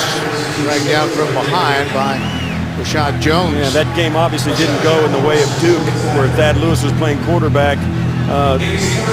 Thad Lewis had all the details. He knew every snap. Really good athlete, also a heady player. Got through Duke in 3.5 years. Really learned a lot playing under David Cutcliffe at Duke, who worked with Eli Manning at Ole Miss and Peyton at Tennessee. 3rd and 9, opening possession of the second half. Lewis looking to his right, guns it out there to Stevie Johnson, who tries to stretch for the marker and will be a yard short. Dimitri Patterson made the stop after a gain of about 8. You can see the Buffalo Bills thought Stevie Johnson extended the ball past the line, but it looked like he did step out before that. You'll see as he catches this near the flat, gets a nice tackle there, and that's Dimitri Patterson gets him, and that's his foot steps out back, and I think that's a good spot by the official. I don't think you want to waste a challenge on that one. 4th and 1, so we'll see the punting unit. Again, Brian Moorman back with the Buffalo Bills. Returned last week. He'll kick it away to Marcus Thigpen. This is a short punt. And goes out of bounds at around the 35. Just a 38-yard punt as Ryan Tannehill and the Dolphins on offense take the field. First possession for the Dolphins here in the second half. Ryan Tannehill has not been sacked today. First down. Looks left and guns it. That's caught for a first down by Brian Hartline. Giving Tannehill time to throw is a huge focus for the Dolphins during the bye week. 24 sacks coming in. Puts them on a pace to pass the league record of 76, set by the unfortunate David Carr and the Texans during the Houston expansion years. As these teams both come out of halftime, the Buffalo Bills struggling, going 3 and out offensively. The Dolphins here getting a first down on their first down. Thomas in the backfield. Go! Dolphins have done a good job running the football today. Nice little jump cut to his left and snapped up at about the 45-yard line of the Bills. A pickup of 7 into Buffalo territory. Both of these staffs at different times during the season have gotten kudos for their ability to adjust at halftime. On that first down play, the Buffalo Bills looked like they decided they're going to bring pressure and go man-to-man on the outside with a single high safety and dare Tannehill to get rid of the football or force him to get rid of the football, and they're going to try and manufacture pressure with just extra people. The 4-man rush was not getting there for the Bills in the first half. Tannehill from the gun. Keep it on the ground with Thomas. Needs to find some running room over left tackle. Picks up a couple. Jay Ross made the stop. Miami, you can see, committed to that running game. They didn't get enough credit for it, but albeit they only ran the ball 2 weeks ago against Baltimore 11 times the entire game, and so that's going to hurt your rushing. But that was also a little bit a part of their plan as well to emphasize the pass. They had run it only 45 times in their 3 games coming in today. 11 2 weeks ago against the Ravens. They pitch it out. And this is going to be another first down. And Thomas still on his feet. And fights his way down to the 26. A pickup of 16 yards and a first down. And a missed tackle by Jim Leonard added another 7 yards onto the end of that. Watch misdirection as everybody moves this way, and then the quick pitch out this direction, out the backside, leaving Mario Williams by himself to run this down. And that's a mismatch. One wrong step by Williams, and of course you're off to the races. And it was Jim Leonard, really a sure tackler, who was not able to wrap him up and bring him down. So first down for the Dolphins from the 26. Getting down the field in a hurry, and another completion, this time to Wallace. Yeah, the quick passing game there. The Miami Dolphins in this first series after halftime making it look easy against this Bills defense. A 4-man rush that time. Tannehill had no problem stepping back in a 3-step drop and getting rid of it very quickly. I think The Dolphins expect the Bills to bring pressure on that time. They did not, and Tannehill, the easy completion on the quick slant. 11-yard gain, another first down. And Wallace 4 catches for 69 yards, including that long of 46. More running room inside for Lamar Miller. And he gets it down inside the 10 to the 9. The Buffalo Bills are finding out right now why the Miami Dolphins were 3-0 at one to start this season. Running extremely well up the middle, complimentary, and Ryan Tannehill, athletic and strong-armed enough to pick the right guy in the open spot of the field. And of course, Mike Wallace and Hartline, enough weapons outside. As long as that offensive line can make holes in the running game, everything else will fall into place for the Dolphins. 2nd and 4 from the gun. Tannehill keeps it down close to the 5. Ryan Tannehill, who's a very good athlete. In fact, when he couldn't crack the starting lineup at quarterback back in college at Texas A&M, he played some wide receiver just to get on the field. Well, Mike Sherman, the offensive coordinator of the Dolphins, was there for all of that, and it's a nod to his athletic abilities to let him carry it. And the Dolphins doing an outstanding job of play selection on this drive. The run game continues to be what drives this offense. Tannehill changing the play. This has been a run-heavy drive, and they keep it on the ground again. Miller trying to get to the edge. He dives forward. Let's see where they spot this. Well, they're going to spot it well short of where he went. I think it's still going to be a first down, but it looked like he got it easily, and then they just spotted it barely inside the 5-yard line.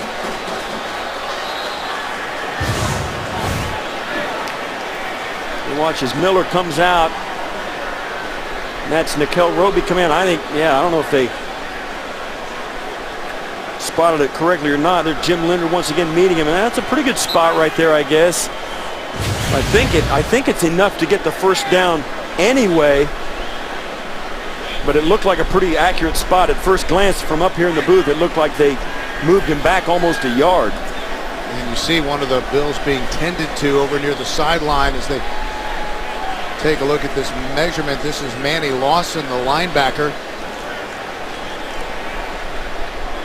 Came to the Bills after spending the last 2 seasons in Cincinnati, and by the nose of the football, a first down.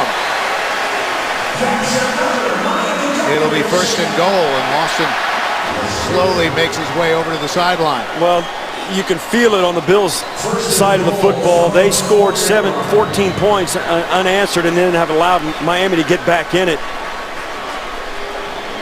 6 running plays of the 8 in this drive.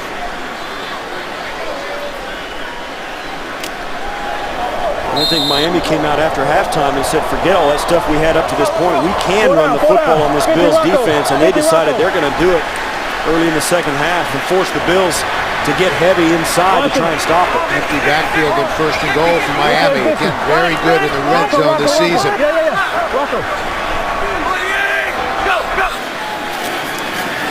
Tannehill quarterback draw. And he's brought down hard. That was forward progress. Got to about the 4 and then pushed back. Darius made the stop. Forget what I said about good play calling. This is a mistake. You don't want these guys banging into that guy if you're the Miami Dolphins, and they do. Tannehill takes a pounding on this play. Darius sticks him. Kyle Williams piles on. The Dolphins want no part of that.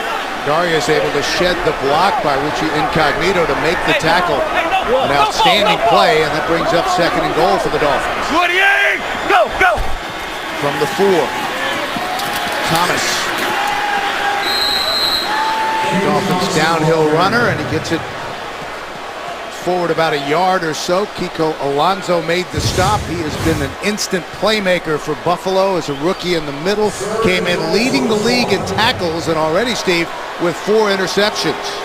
Yeah, and this is where the Buffalo Bills and the Dolphins are going to have to convince them that they want to throw the football. So in response to the stiff defense the Bills have put up just here, now Hartline, Wallace, and Gibson come back onto the field for the Dolphins, and they spread them out. Empty backfield. From the shotgun.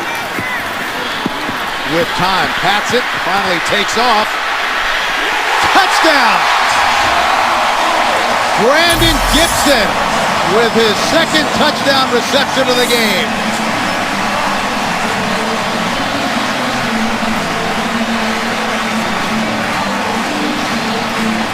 Looks like a lead guitarist of a rock band jumping into the crowd right there. This was all Ryan Tannehill buying time in the pocket. It was a three-guy rush by the Bills. Tannehill just slid away from the pressure, bought time by rolling to the wide side of the field, and Gibson pushed inside hard and then broke to the open corner. Good-looking drive from the Miami Dolphins as they take the lead on the touchdown reception by Brandon Gibson. 21-17 Dolphins. The NFL on CBS is sponsored by Southwest Airlines. Find our fares online only at southwest.com. Nationwide Insurance. Nationwide is on your side. And by Kelley Blue Book. Everything you need to make a smart new car decision is at kbb.com.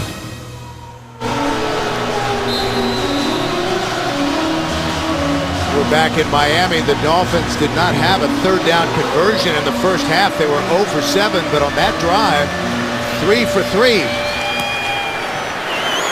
Goodwin takes it on the bounce at the goal line, the speedster. And brought down as he slips at about the 25, 26-yard line. And Thad Lewis ready to go back to work with the Bills trailing 21-17. We're back. They keep it on the ground at first down. Fred Jackson tries the right side. And Steve, let's take another look at the touchdown. Well, the Dolphins have a concept at the bottom of your screen where you're going to have the receivers come up and try and pick and get these two defenders to run into each other. And when Tannehill comes out here, you'll watch, and everybody just gets all discombobulated inside. The defensive backs look around, can't find who they're supposed to have, and all kinds of guys are running free in the end zone. The quarterback, buying time for himself, makes that play happen. Brandon Gibson, signed by the Dolphins as a free agent from the Rams. He had 60 catches for St. Louis last year, stacked up at the line of scrimmage. Fred Jackson, and once again, let's go to New York for an update. JV and Coach Cal. Geno and his legs. Man, that defense of the Jets, they already have a return for a touchdown. 4 sacks of Tom Brady. It sets this up. Geno Smith playing smart. No interception this time. He runs it in from 8 yards out. They take 14 unanswered points. 24-21 lead, the Jets. Battling back and forth, Bill and Steve. What a shocker that would be. Thank you very much, gentlemen. 3rd and 7 for Buffalo. Look at the standings there in the AFC East. Lewis, that's caught. Stevie Johnson working hard, and he's brought down near the sticks. That was a great individual effort and a first down. Yeah, this is one of the things that's plaguing the Bills as Stevie Johnson tries to get a piece of Deion Jordan as he rushes the passer. The Bills don't have enough time to throw the ball deep, so all the speed that they brought to the table today with a healthy receiving corps has been negated by their inability to wait on them to get open. Jimmy Wilson unable to bring him down, so a fresh set of downs. Lewis keeps it on the read option and slides down at the 43-yard line. Thad Lewis questionable early in the week. He had a sprained foot in the game against Cincinnati a week ago. He told us yesterday, he knew it wasn't bad. He'd had the injury before in college, and it was really bad. So when he could finish the game, he knew that it wasn't going to be an issue for him this week, although when you saw him run on that, smart idea to slide anyway. Pick up of 8, 2nd and 2 for Buffalo. Trailing for the first time, they led 14-0, and Lewis wrapped up and sacked. Rashad Jones in the backfield in a hurry. Now Freddie Jackson on a bum knee trying to pick up Rashad Jones and just can't do it. Rashad Jones does the right thing as he comes in, just shakes and bakes like he's got a running back and making Freddie Jackson miss him, and that's just a tough block in space. Rashad Jones does a great job of being patient, taking the time to throw some moves at Freddie Jackson and keeping his speed into the backfield to catch that Lewis. 3rd sack of the day for the Dolphins. 3rd and 11 for Buffalo. Lewis again under pressure, gets rid of it just in time, and that's caught. Stevie Johnson, and we've got a marker down at about the 25-yard line. That's Thad Lewis being a leader for his team. His helmet was popped right off by the rush. I think Jason Trusnick got into the backfield. Personal foul, roughing the passer, contact with the quarterback helmet. 15-yard penalty added to the end of the run. The number is 53. First down. Jelani Jenkins on the contact as he comes into the pocket, throws it. Game clock operator, please reset the game clock to 3 minutes, 34 seconds. And that right in is the mouth. That's going to cost Jelani Jenkins some money. And they will call that every time. Yeah, that's a no-brainer, and it doesn't matter if you're Tom Brady or Thad Lewis. 17 yards and that on was the completion, and that really 15 yards on the penalty, Steve. That really was a great throw and catch, and that's the kind of play the Bills needed for a spark to get them down into Dolphins territory. They'll run it on first down for Jackson. Fighting his way forward and finally stops at the 26, 27-yard line of the Dolphins. One of the things about this Bills season is you kind of step back and look at the big picture and how it's unfolded. They have been competitive and close in every game. One reason, as you see, that helmet just came right off, and that he just popped right up. It didn't seem to. It's nice. It must be nice to be young. I tell you, that looked like it really hurt. Lewis right on target to Robert Woods, the rookie out of USC, and he gets it down to the 16. As I said, you know, as this season unfolds, the Bills have been in every game. They've been one of 2 teams in the entire NFL that has scored 20 points in each of their 6 football games, the other being the Miami Dolphins. The Denver Broncos. They came within a field goal of beating the Patriots, took the Bengals to overtime. They were tied with the Jets and the Browns in the fourth quarter before those games got away from them. And the read option, Lewis keeps it, dives forward to about the 12. Wheeler brought him down. And one of the things about this is you think about these quarterbacks running. Thad Lewis, all of a sudden, has become pretty valuable to the Bills team in the next couple of weeks until E.J. Manuel gets healthy enough to play. Well, if you think about it, very similar kind of quarterback. He's mobile. He can make things happen with his feet. He would be, if it works out that way, the ideal backup for the Bills to have. I formation, choice, right tackle with some running room down to the 6.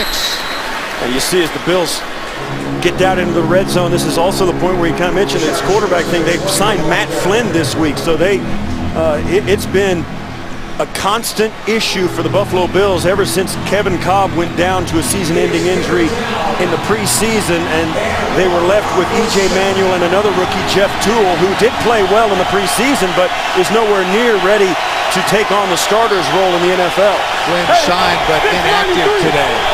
3rd and 1. They run the football. And a first down. It'll be 1st and goal from inside the 5 for the Buffalo Bills. Jackson picks up the first down. And Freddie Jackson continues to step into the game. He comes off limping and goes back in and carries the football as well as he ever has. I mean, you really got to tip your hat to the toughness of Jackson. This running game for the Bills is what they hang their entire offensive scheme around, and if Freddie Jackson and C.J. Spiller are both out, they are really, really hurting. 12th play of the drive upcoming, trying to answer Miami's 11-play touchdown drive. Up the middle, bouncing out, and then the ankle tackle by Wheeler. Spotted at about the 4. Nearing the end of the 3rd quarter. And the Bills are going to let it run out. Miami Dolphins able to score a touchdown. They lead at 21-17. We'll return to Miami after this message and a word from your local station. You're watching the NFL on CBS.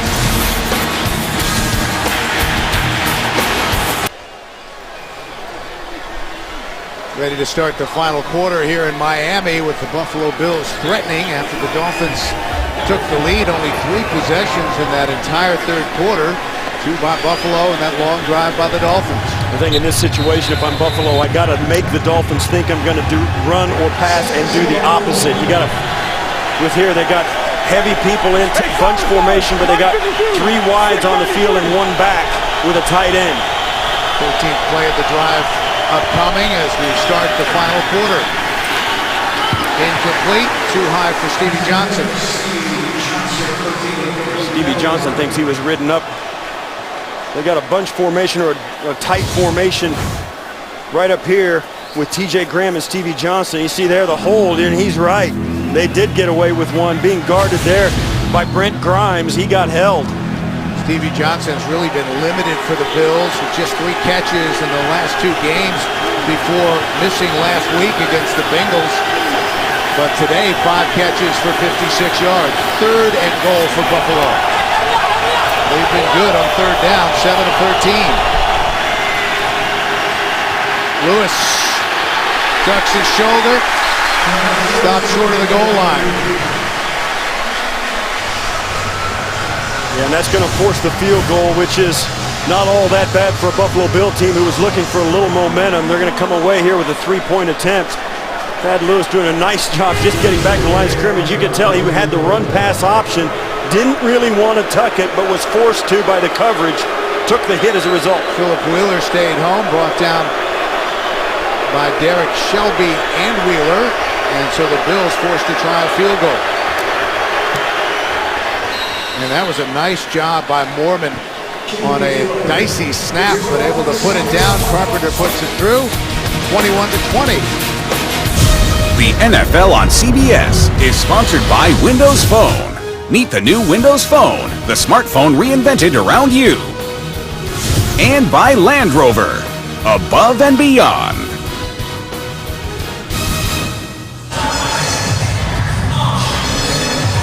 Bills coming away from that long drive with a field goal. Buffalo has had a unique start to the season. The only team in the NFL to score and allow at least 20 points in every game this season, and that has continued today as it's now 21-20. He's been back deep. They'll take a knee and they'll bring it out to the 20. And Tannehill with a 1-point lead here in the 4th. We're back. The Bills have been very good at rushing the passer this season. 21 sacks, 3rd best in the NFL coming in. Mario Williams leading the way with 8, 3rd in the league, but no sacks today as the Dolphins have done a good job protecting Ryan Tannehill. Dolphins take over from their own 20, leading 21-20. Tannehill again with time to the sideline to Wallace. Let's see, do they rule that a completion? No, they don't. No, skipped off the turf.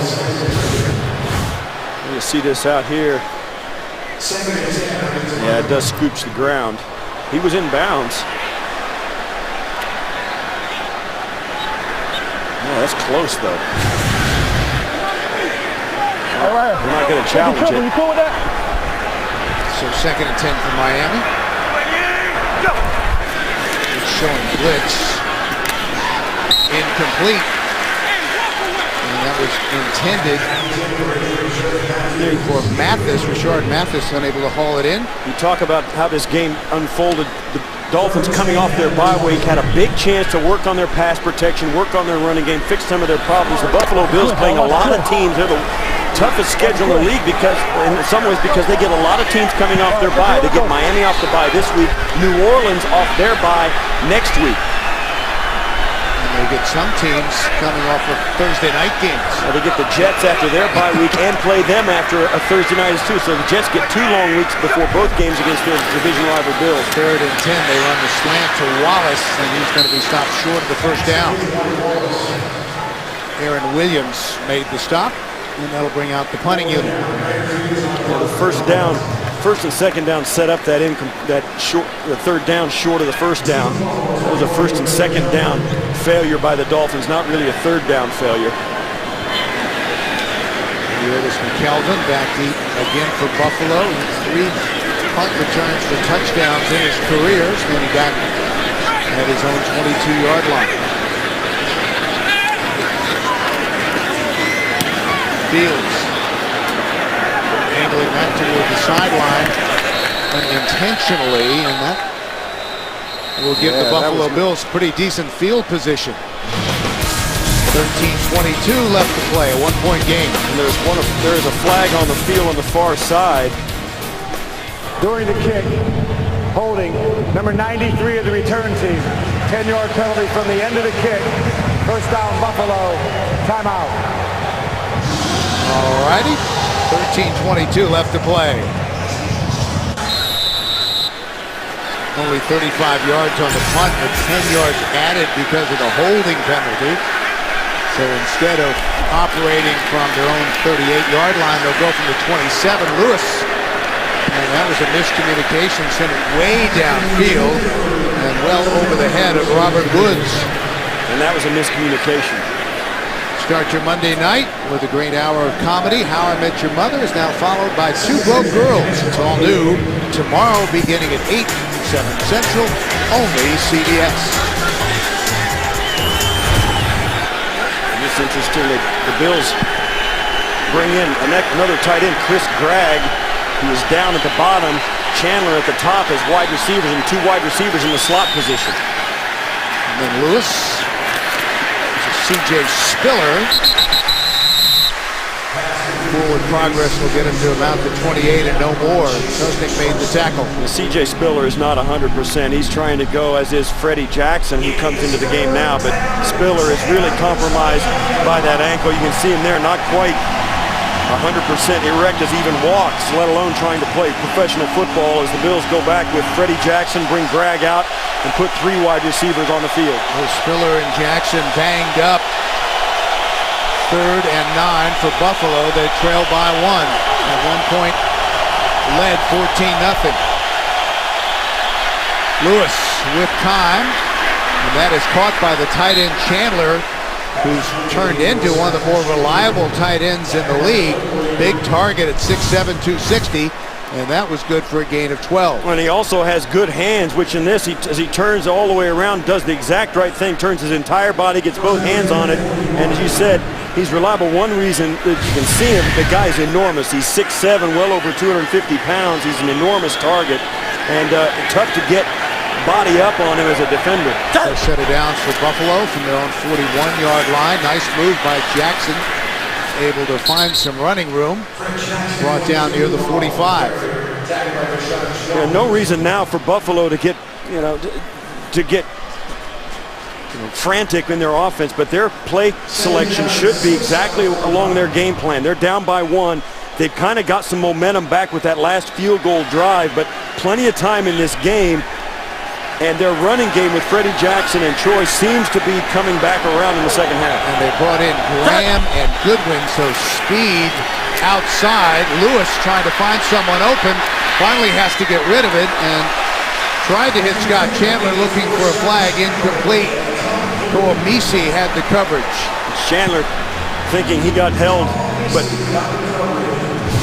Thad Lewis doing a nice job staying with his eyes down the field, not looking at the rush, feeling the rush, and getting rid of the football at the last possible moment, giving Chandler at least a chance for this completion.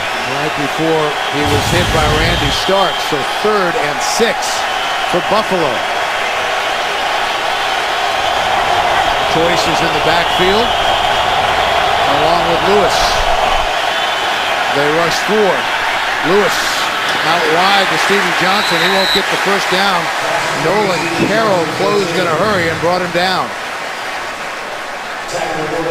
Great tackle on the outside by Carroll. Got the stack formation with Graham and Johnson. Gives Johnson a free release. You can see how patient Johnson is, coming out looking inside hard, and Nolan Carroll doing a great job of getting there at the same time as the football with the sure tackle. Prevents the first down. So we'll see the punting unit on 4th and 1.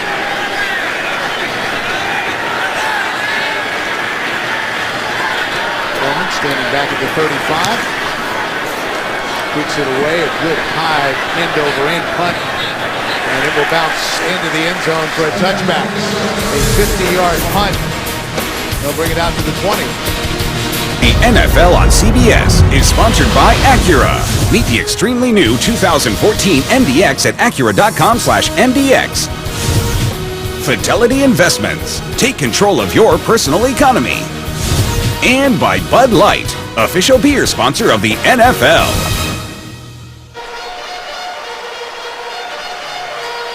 The Dolphins with a 1-point lead. Take over 1st and 10 at their own 20. 10.5 minutes left to play. Ryan Tannehill with 2 early interceptions, 1 return for a touchdown, but he has settled down since. And finally, the pocket collapses. Lots of time, but Nigel Bradham came in and sacked him. First sack given up today by the Dolphins, and there's a marker downfield at about the 45. And this is going to go against, there's going to be a hold in the defensive secondary. And this looked like a coverage sack, and I guess one of the reasons is they were holding. Defense, number 24, 5-yard penalty, automatic, first down.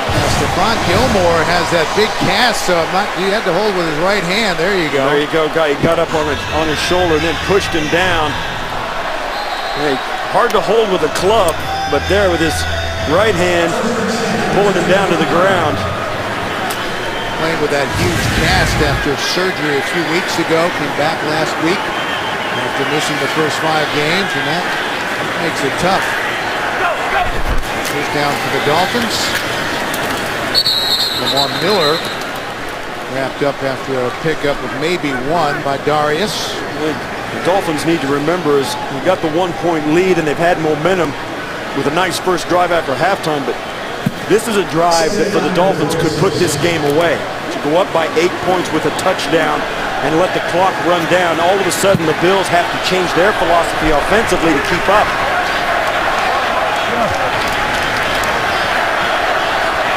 From the gun, 2nd and 9. Bills on the blitz, they run the slant. Hartline with a big gain. Out to the 45, a pickup of 19. Going right at Stephon Gilmore, and although he's got good legs, he just can't be as physical with the receivers with one hand. He's got an arm, but he can't grab him. You see there as he loses his balance there as Hartline comes out of the break. And Tannehill standing tall in the pocket, delivering the football right on the money. First down for Miami. Lead by 1, 21-20. They've run the ball effectively today. That's good for just a yard. Lamar Miller.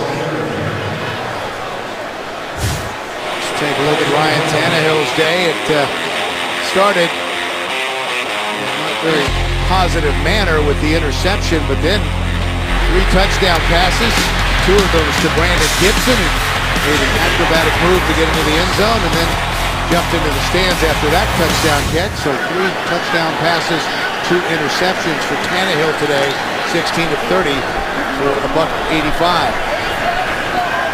2nd and 9 for Miami. Go! We'll review the final quarter. The out route, that's caught by Hartline near the sticks. And there's no question Tannehill likes to throw the football to Hartline. As we said early in the broadcast, these two were really the only 2 weapons the Dolphins had last year. And I think if you have a chemistry as a quarterback with a receiver, and if you've got a guy you think you can beat one-on-one, you're going to look at him the entire day. And Stephon Gilmore, while he's a number 1 corner, is compromised by his inability to grab with 2 hands and use both those hands. And right now it looks like they're picking on him. Hartline over 1,000 yards receiving in his breakthrough season last year. Gives the Dolphins another first down. Other side to Gibson, who's wrapped up after a pickup of a couple. You know, one of the things that some people are saying, well, why are they throwing that right now when they're working so well down the field? One reason is the Bills have been susceptible to it. And it's an easy completion. And in a game when it's this crucial and you want to keep control of the football, maybe you can get your guy to break a tackle. It's an easy completion, not a very risky play, and it's one that your opponent has struggled in stopping. So I think that's one reason they throw that little wide screen at this point in the game. Thomas the deep back, 2nd and 8. 28, go! Step drop and down he goes. Hammered by Super Mario Williams. Tannehill didn't even have time to get set. Wow. Wow, wow. Coming right down, right there. The hard inside, and man, he just, Tyson Clabo whiffed, completely whiffed on his block. Mario Williams ran that pass rush against air. 9th sack of the season for Mario Williams. And that one, you had to tip your hat to Tannehill for getting up. First sack given up by the Miami Dolphins. Daniel Thomas nowhere to run. Kiko Alonso, the rookie, made the stop. And that'll bring out the punting unit. Well, just when they needed it most, the stars of the Bills defense come to the forefront. You see there Mario Williams, those updated numbers with that sack up to the top 3 of the National Football League this season. Of course, Kiko Alonso, the rookie, making that last tackle on the screen pass, giving the Bills the opportunity to get the ball back offensively. Bills on again to punt it away. End over in punt. Kelvin able to make the fair catch near the 7-yard line. That was a 43-yard punt. 5:42. Defensive stand by the Bills as they finally get to Ryan Tannehill, and they'll take over at their own 7. Only the 4th possession of the second half for the Buffalo Bills as they start on the ground, left side, and no gain for C.J. Spiller. Solei made the stop.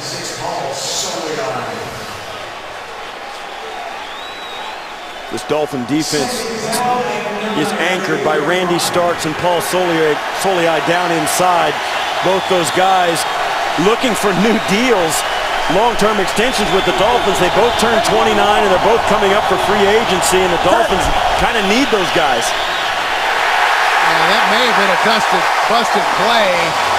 Dimitri Patterson was coming on the corner blitz, and Thad Lewis had nowhere to go. Well, it was going to be a play-action pass with Thad Lewis looking to the backside of the play-action. He was going to fake the run to the other side and turn back and throw it, and Patterson was right in his face. No chance for that. If the guy doesn't go for the play fake, your quarterback's in deep trouble. And Thad Lewis took the sack. 4th sack by the Miami Dolphins.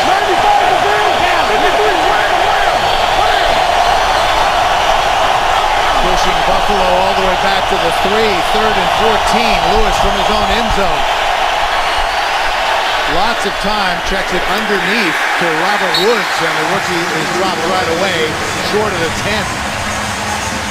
That'll bring out the Buffalo punting unit. That puts this back on the defense for the Buffalo Bills in a game where, as you said, there's only been 4 possessions in this second half for the Bills, and 2 punts and a field goal, and then this punt as well. So their defense is going to be asked late in the 4th quarter to step up once again and get the football back and give the offense a chance to get the field goal to win it. Roman standing 5 yards deep in the end zone. Gets it away. Midpin able to keep his feet and finally brought down by the second wave. Westerman made the stop. Jamal Westerman, backup linebacker. 43-yard punt. The Dolphins will take over near midfield. The NFL on CBS is sponsored by Aflac. When you're sick or hurt, Aflac pays you cash. Find out more at aflac.com. And by Subway Restaurants. Try the Tuscan Chicken Melt $6 footlong special today.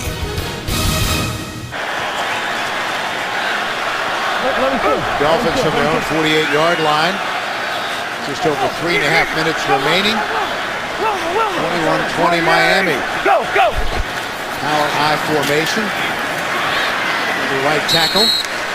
And at midfield, Thomas brought down 2 things, Steve, that the Dolphins felt like they had to do today. Run the football and protect Ryan Tannehill.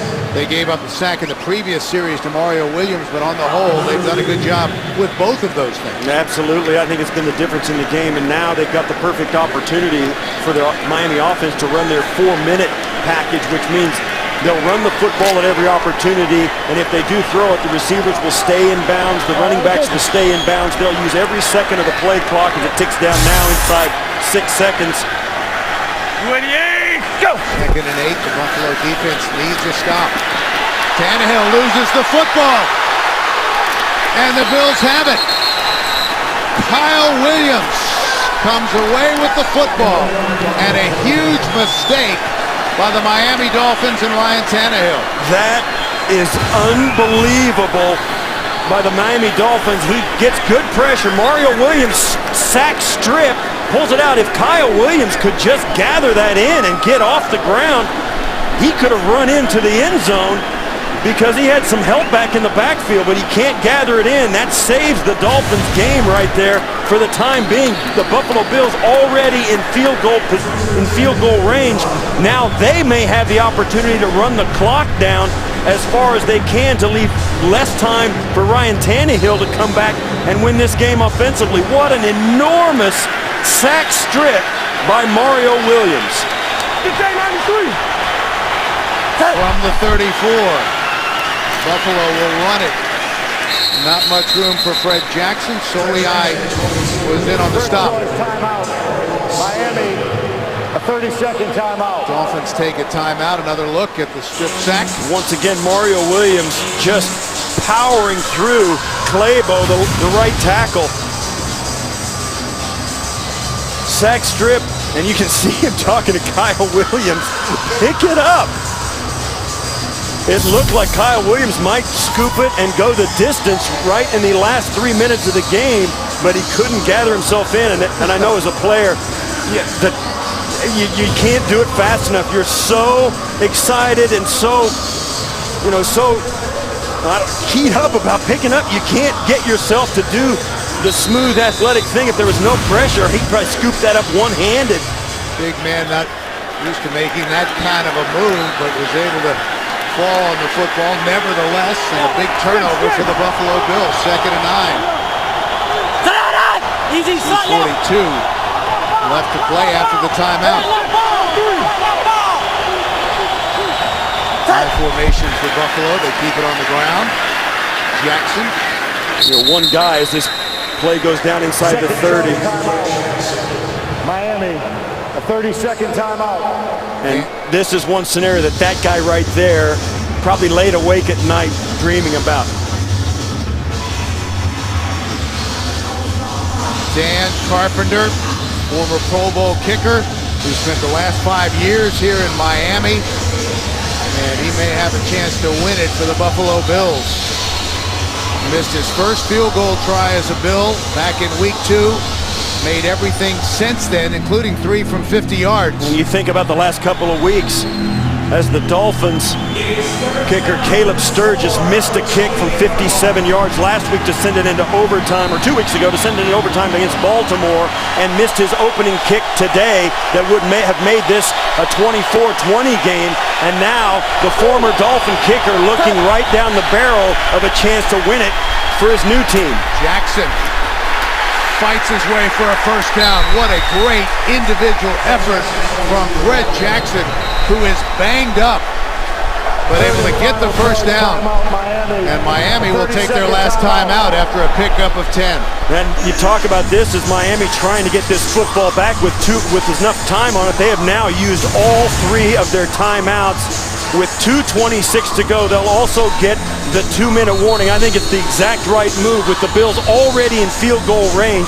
They know that if they can stop the clock, they're going to force the kick, and they're going to catch the Buffalo Bills being conservative offensively, as you see there, Fred Jackson. And he has been a warrior today for the Buffalo Bills, playing hurt, but able to pick up a crucial first down. A free agent out of Coe College, picked up by Marv Levy, and who has been one of the guys through the midst of a lot of rough seasons, made himself beloved to the Buffalo Bills fans in Western New York. They bring in Tashard Choice. He's the deep back. End up behind Frank Summers, the fullback. Follows Summer into the right side. And down inside the 15, down to the 14. Now the Bills made the stop, Steve. excuse me, the Bills are going to let this go to the 2-minute warning. Exact right thing to do, and the Dolphins can do nothing now with no timeouts. This game on a sack strip by Mario Williams out of nowhere after the Dolphins protected Tannehill the entire game. One mistake may cost him. 2 minutes left to go, 21-20. 2 minutes remaining. The Bills in scoring position, down by 1, and coming up after the game, time permitting, the NFL Today update presented by Aflac. Join JB, Dan, Shannon, Boomer, and Coach Cower for all the latest NFL scores and highlights from around the league in Week 7. Mario Williams had the strip sack. Kyle Williams able to recover it, and that is what has given the Bills a chance. Ryan Tannehill standing in the pocket was clean all day. Took some hits, but really because he held on to the ball and made the play from the pocket. But his offensive line doing a great job up until the last 2 series when they forced the turnover. The Dolphins cannot stop the clock. They're out of timeouts. Joyce gets it down to the 11. There is Dan Carpenter. And this, if it gets inside, if the Bills can let it run down in time, it'll be less than 40 seconds if they kick the field goal and let the play clock run all the way down on both downs. This is a 3rd down, and this will get the play clock down inside a minute 10, it looks like. Leave it to the left, so we do it. Minute 15. And that'll be 40 seconds off of that, depending on the length of this play. And continues to run. Joyce tripped up in the backfield by Philip Wheeler.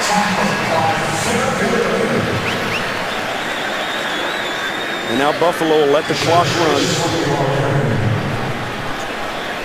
And there is Dan Carpenter, former Pro Bowl kicker, spent 5 years here in Miami. The Bills, rightfully so, I think this is a good move by the Bills with 3 timeouts left. They'll let this play clock run all the way down and take a timeout just before the play clock runs out and allow Carpenter to gather himself. And they'll warn Carpenter, say, listen, we're going to call a timeout, relax, don't run out there and think you're going to have to kick it. And Carpenter looking forward to this moment, all week leading up to this game. First charge timeout, Buffalo. Bills have been in every game this season. Week 1, down to a late field goal. 36 seconds on the game. Week 2, Manuel with the 2-yard touchdown pass to Stevie Johnson. Bills won it. Kiko Alonso, 4th quarter interception of Joe Flacco. They beat Baltimore. Week 6, tied the game with 1:14 remaining against the Bengals, able to come from 2 touchdowns back, but then it was a Mike Nugent 43-yard field goal to win it for Cincinnati. The last field goal that Carpenter hit, it was a shaky snap, but a great hold by Brian Moorman. This, a chip shot from 31 yards. A long-time Dolphins kicker has a chance to win it for Buffalo. Right through the middle. 33 seconds remaining. And we'll see now if the Bills defense can make that stand up. And for the first time, the clouds are over the stadium. It just got cloudy in Miami, and these Dolphin fans are sick. 23-21 Buffalo. And I'll tell you what, this is a time when the Miami Dolphins came into this game, got off to a rocky start with the pick 6 early. They battled back, took the lead, had control, and that guy right there with a big sack on one series to force a punt, and then the sack strip to force the turnover, recovered by the Bills in Dolphin territory, and that right there led to the play of the game, resulting in this field goal to give the Bills the lead. Never a doubt from Carpenter, who still holds the Dolphins record for longest field goal with that 60-yarder he kicked against the Browns back in 2010. The Bills on the road in their own division, facing the Dolphins coming off a bye week, well rested, giving themselves a chance with 33 seconds to win this game. Big pin. finds some running room. Carpenter slows him down and finally pushed out of bounds. And if it wasn't for Carpenter, he might have gotten loose up the sideline and gone all the way. In the last week's game in overtime against the Cincinnati Bengals, the Buffalo Bills allowed a late punt return to set up the winning field goal in overtime. They do the same thing here. I don't know why they kicked this football. I think Carpenter, you know he's got to try and kick that out of the end zone. It looked like he deliberately kicked it short to set up the return. You can't give up a touchdown return if you kick the ball out of the back of the end zone. The only thing that could happen bad for the Bills is if the guy gets a chance to return the ball. And it looked like a deliberate short kick by Buffalo. Bills are going to take a timeout. They have one remaining in order to get everything set and make sure they know where everybody's supposed to be. Looks like Doug Marrone, talking to the far side official, has some sort of point of contention as to what happened on that last play. Maybe he was thinking they had a hold or something like that, but they took the timeout. I think one reason they take the timeout there is to get a handle on exactly what personnel combination they want on the field against Miami, and get a handle on what personnel Miami's got on the field, and just recheck their defensive calls.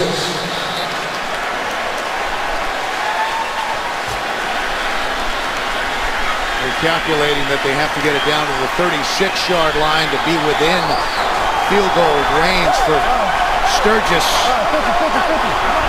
Sturgis had the length on the 57 last week. It was wide left, but a 57 is not out of the question. He's made 2 from 50-plus this year. Tannehill tipped away, intended for Wallace, and nice coverage by McKelvin. Well, McKelvin extended and just got a hand on that. Good jam at the line of scrimmage. McKelvin recovers to get a hand on it. Tannehill had to get rid of it. He had to pick himself up off the ground. The Bills now, with that pass rush, finally getting to Tannehill late. In situations like this, Bill, don't think plays, think players. Look for Mike Wallace or Brian Hartline. 19 seconds remaining. Tannehill to the sideline, incomplete. Hartline was the intended receiver. He was covered by Aaron Williams, and it was well short. Yeah, the crowd doesn't like it, but that was a good no call. Williams wasn't making contact right there. They had their hands on it, both players trying to get their hands on the other. That's a no call. But it is the kind of play that the Dolphins, you can bet that every receiver is going to make that look as physical as they can. The critical time now is the Dolphins have got to pick up this first down, and there's 13 seconds. They've got to stop the clock as well. Tannehill. Bills rush 4. Throws deep. And over the head of Hartline, who had a couple of steps. 6 seconds remaining.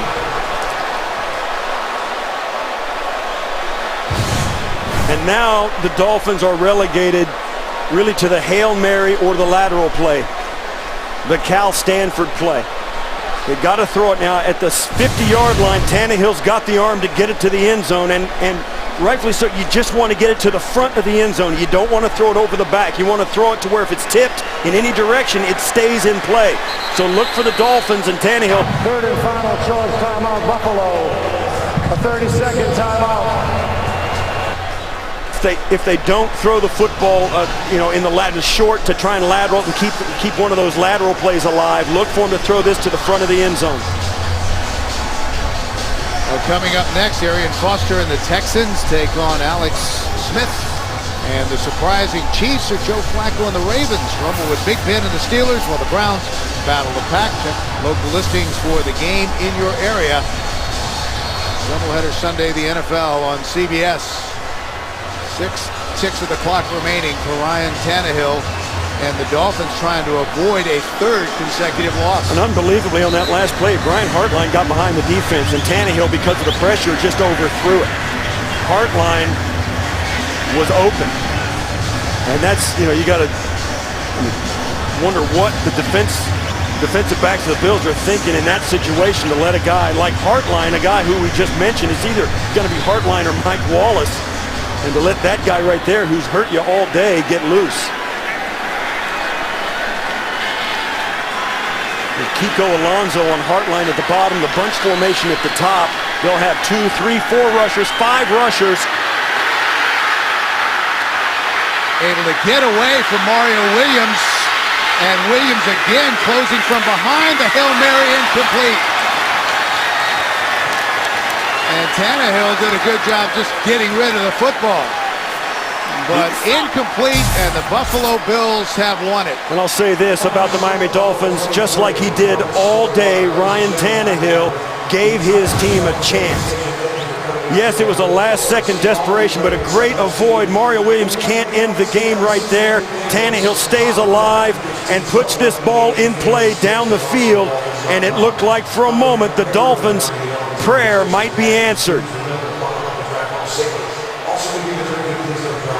So the Buffalo Bills come away with the victory on the road.